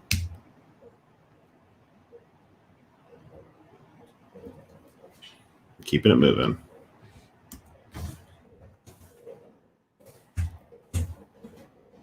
Once again, if y'all are interested, you can follow me. Toss back a few. Lols. Nah, bro. This is all just to shoot. We didn't drink any of it. This was really scary though. I almost dropped it a couple times. But I did not, which is, I guess, a skill on itself. Tune in next time for how to toss a bottle of alcohol the client gave you. Nah, that's not good. Here, what I'm looking for is, like, if you look here, I'm looking for if the bottle's in focus, and this was hard to do because it was moving so quickly. And so if it's not even worth it. That's why we shot so many. Excuse me, that's why we photographed so many.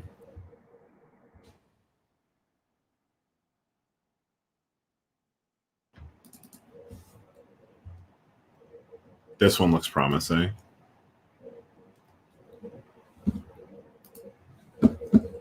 Yeah, so we'll just bring this in a little.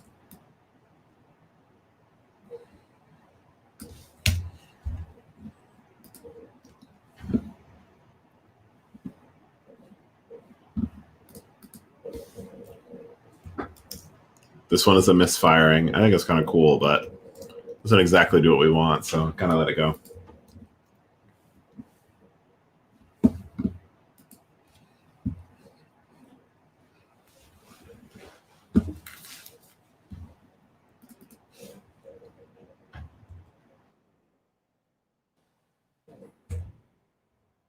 Oh, this one might work, actually. I just got to crop myself out. I don't know why I stepped up so much.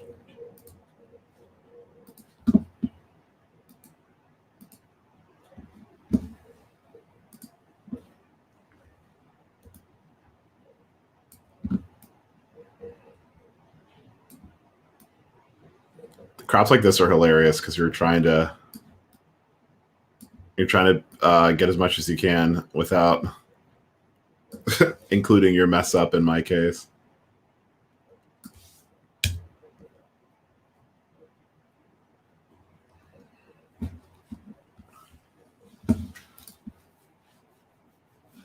But yeah, y'all, I'm gonna bounce in a minute. So if you have any questions, please ask them, when you can, because I don't got much more time because my throat hurts and this has been really fun. But really, once again, thank you everybody for choosing to spend time with me streaming. If you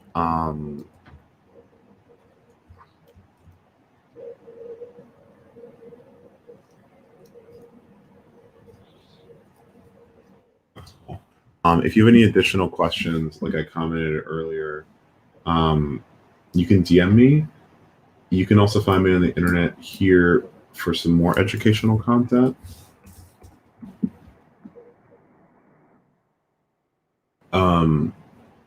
And if you're interested in more educational materials, I'm actually going to be putting some out soon, kind of like similar to what we did with Janelle, which is kind of talk specifically about, what it takes to do product photography, what are basics of lifestyle photography, etc. Oh, this would have been perfect if it was in focus.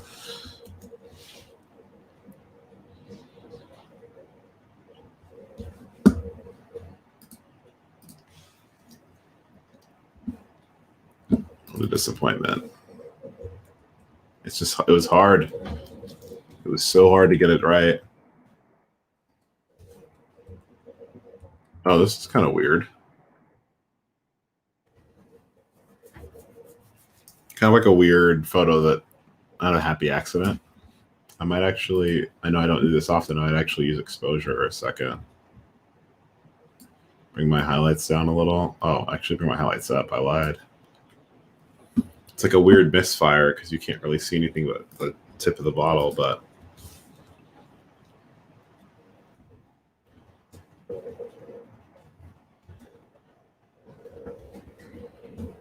this feels very like bright, flash, weird. Here, actually, what I'd want to do is I'd want to bring my orange brighter. So see how like when I bring this up, see what it does? It feels like high flash and like aggressive and weird. I think this is like definitely the color and the vibe we want to go for. Anybody have any more questions or anything before I go? Y'all can find me on the internet. My name is at Andre. You know, at AUNDRE. Follow me on Instagram, Behance, YouTube, and obviously Twitter at Andre Laurel.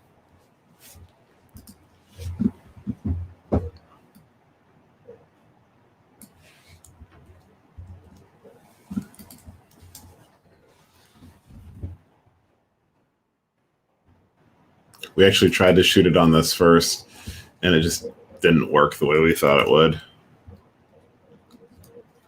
The flash was too hard.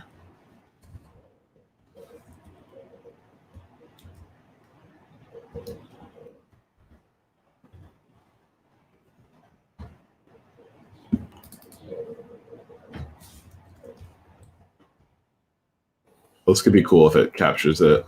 No, it doesn't.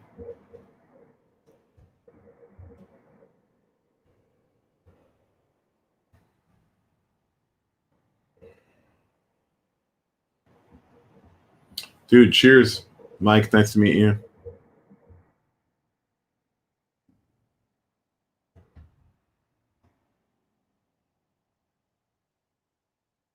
This is cool. I like this.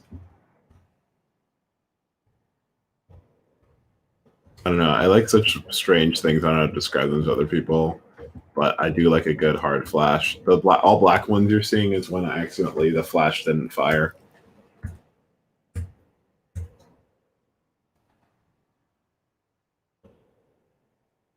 This one I probably won't use, but let's crop it just for fun.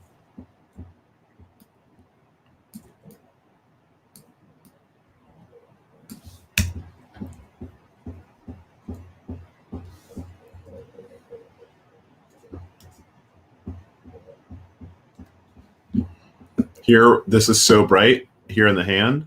I need to bring these highlights down. You can still see it. It's just like too much. So bring these down and we're still got something we like.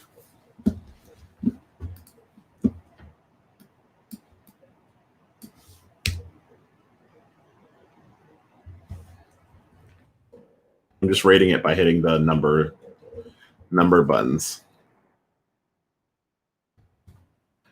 It's okay to have my arm in here, obviously, but I got to get my little belly out. I should probably lose weight. Yeesh. But, dude, it's been my pleasure, everybody. Oh, this was cool. I guess I should show you a little bit more of the lifestyle before I let y'all go. But let me finish going through these toss ones.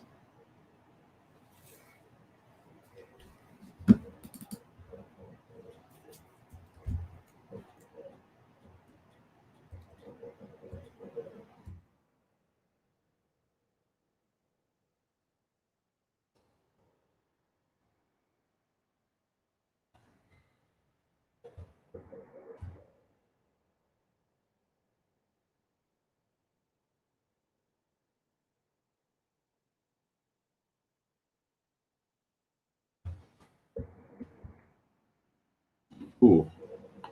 Oh, sorry, y'all. Nick's a little unhappy with me.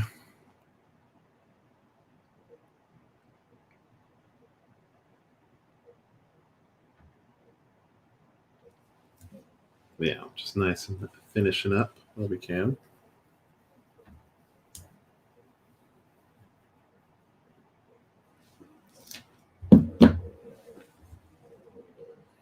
See, this I like. Did I miss it though? Might be too bright. Yeah. Ooh.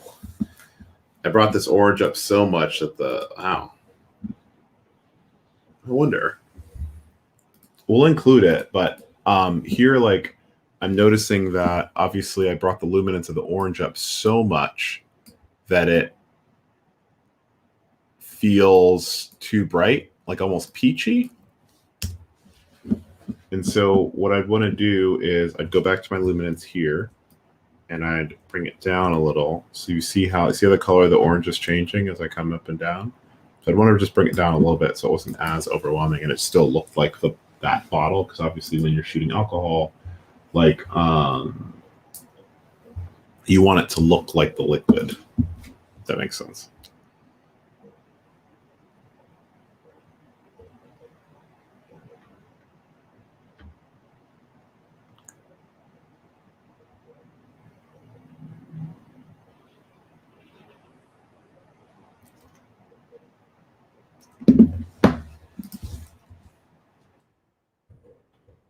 And then once again, the light for this was from above. If anyone hasn't seen it, I can show you in a second. But essentially, there is a light here, and there's a piece of diffusion, and it's just shooting directly through it. So it spreads across, and then also is hitting evenly across this velvet. And the bends are there in the velvet, like these kind of swoops to give extra detail.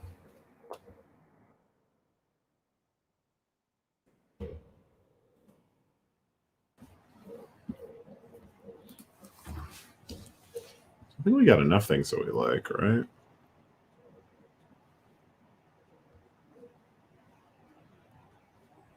Yeah, it's legitimately hard to capture this at the speed with the flash, but we got some things that we like.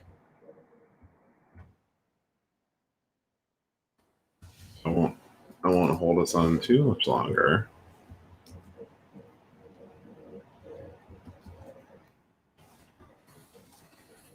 So let's look through and see if we have any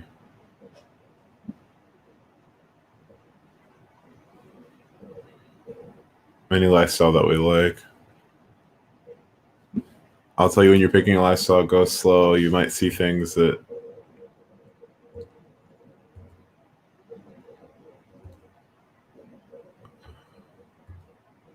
really move you, and they just take a little bit to get used to.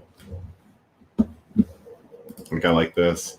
And even if we go back to a preset of mine, Gossamer's going to be too green, but we're going to start from there. I like how Gossamer handles blacks. If you are curious about presets of mine, just DM me and I'll give you the link. Or if you go into the Lightroom app, you can get them for free.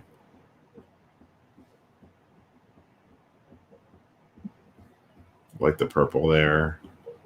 This is going to be too yellow. Yeah.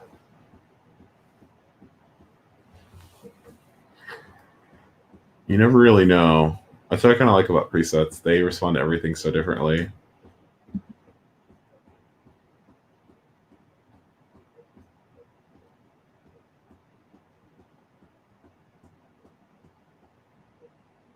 Too bright. Gossamer is lovely, I think, because it just handles the black so well. This is too pink. Oh, I don't hate this.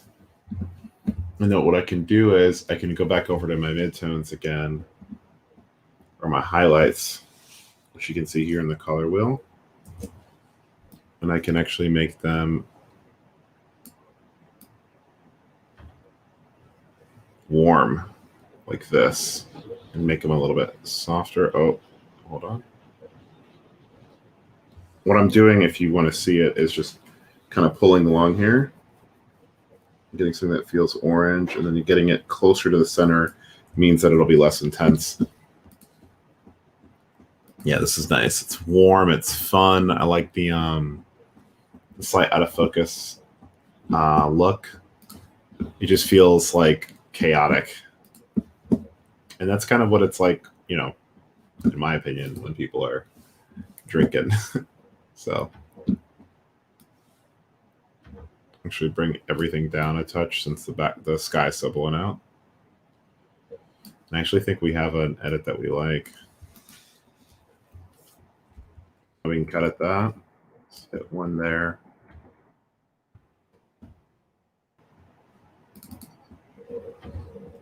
We got all sorts of little things to play with.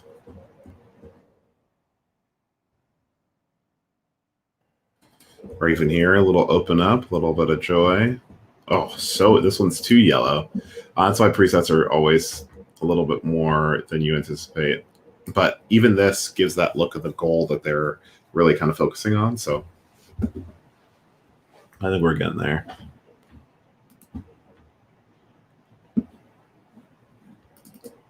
This I like because it could be anybody. It's classy and it feels fun. It's going to come up a little bit. It's going to be hella gold. That's okay. We can brighten it up. I actually think this little cube popping out of the liquid's cool. All right, I've just been like going and going. To close things up, you know, photographing product photography is difficult because the subject moves, right? It's stressful. It's a lot of weird stuff going on. But it requires attention to detail that requires practice like everything else. And, you know, if you have two lights and a product you think is cool, I think you should try it out. Figure out ways to control your light, move around and try your angles. And I think that, you know, with an intention to learn, you can learn a lot in 3 months of just playing with the same image every day with slightly different light. And that's what I encourage you to do. Anyway, thanks, y'all. Appreciate you.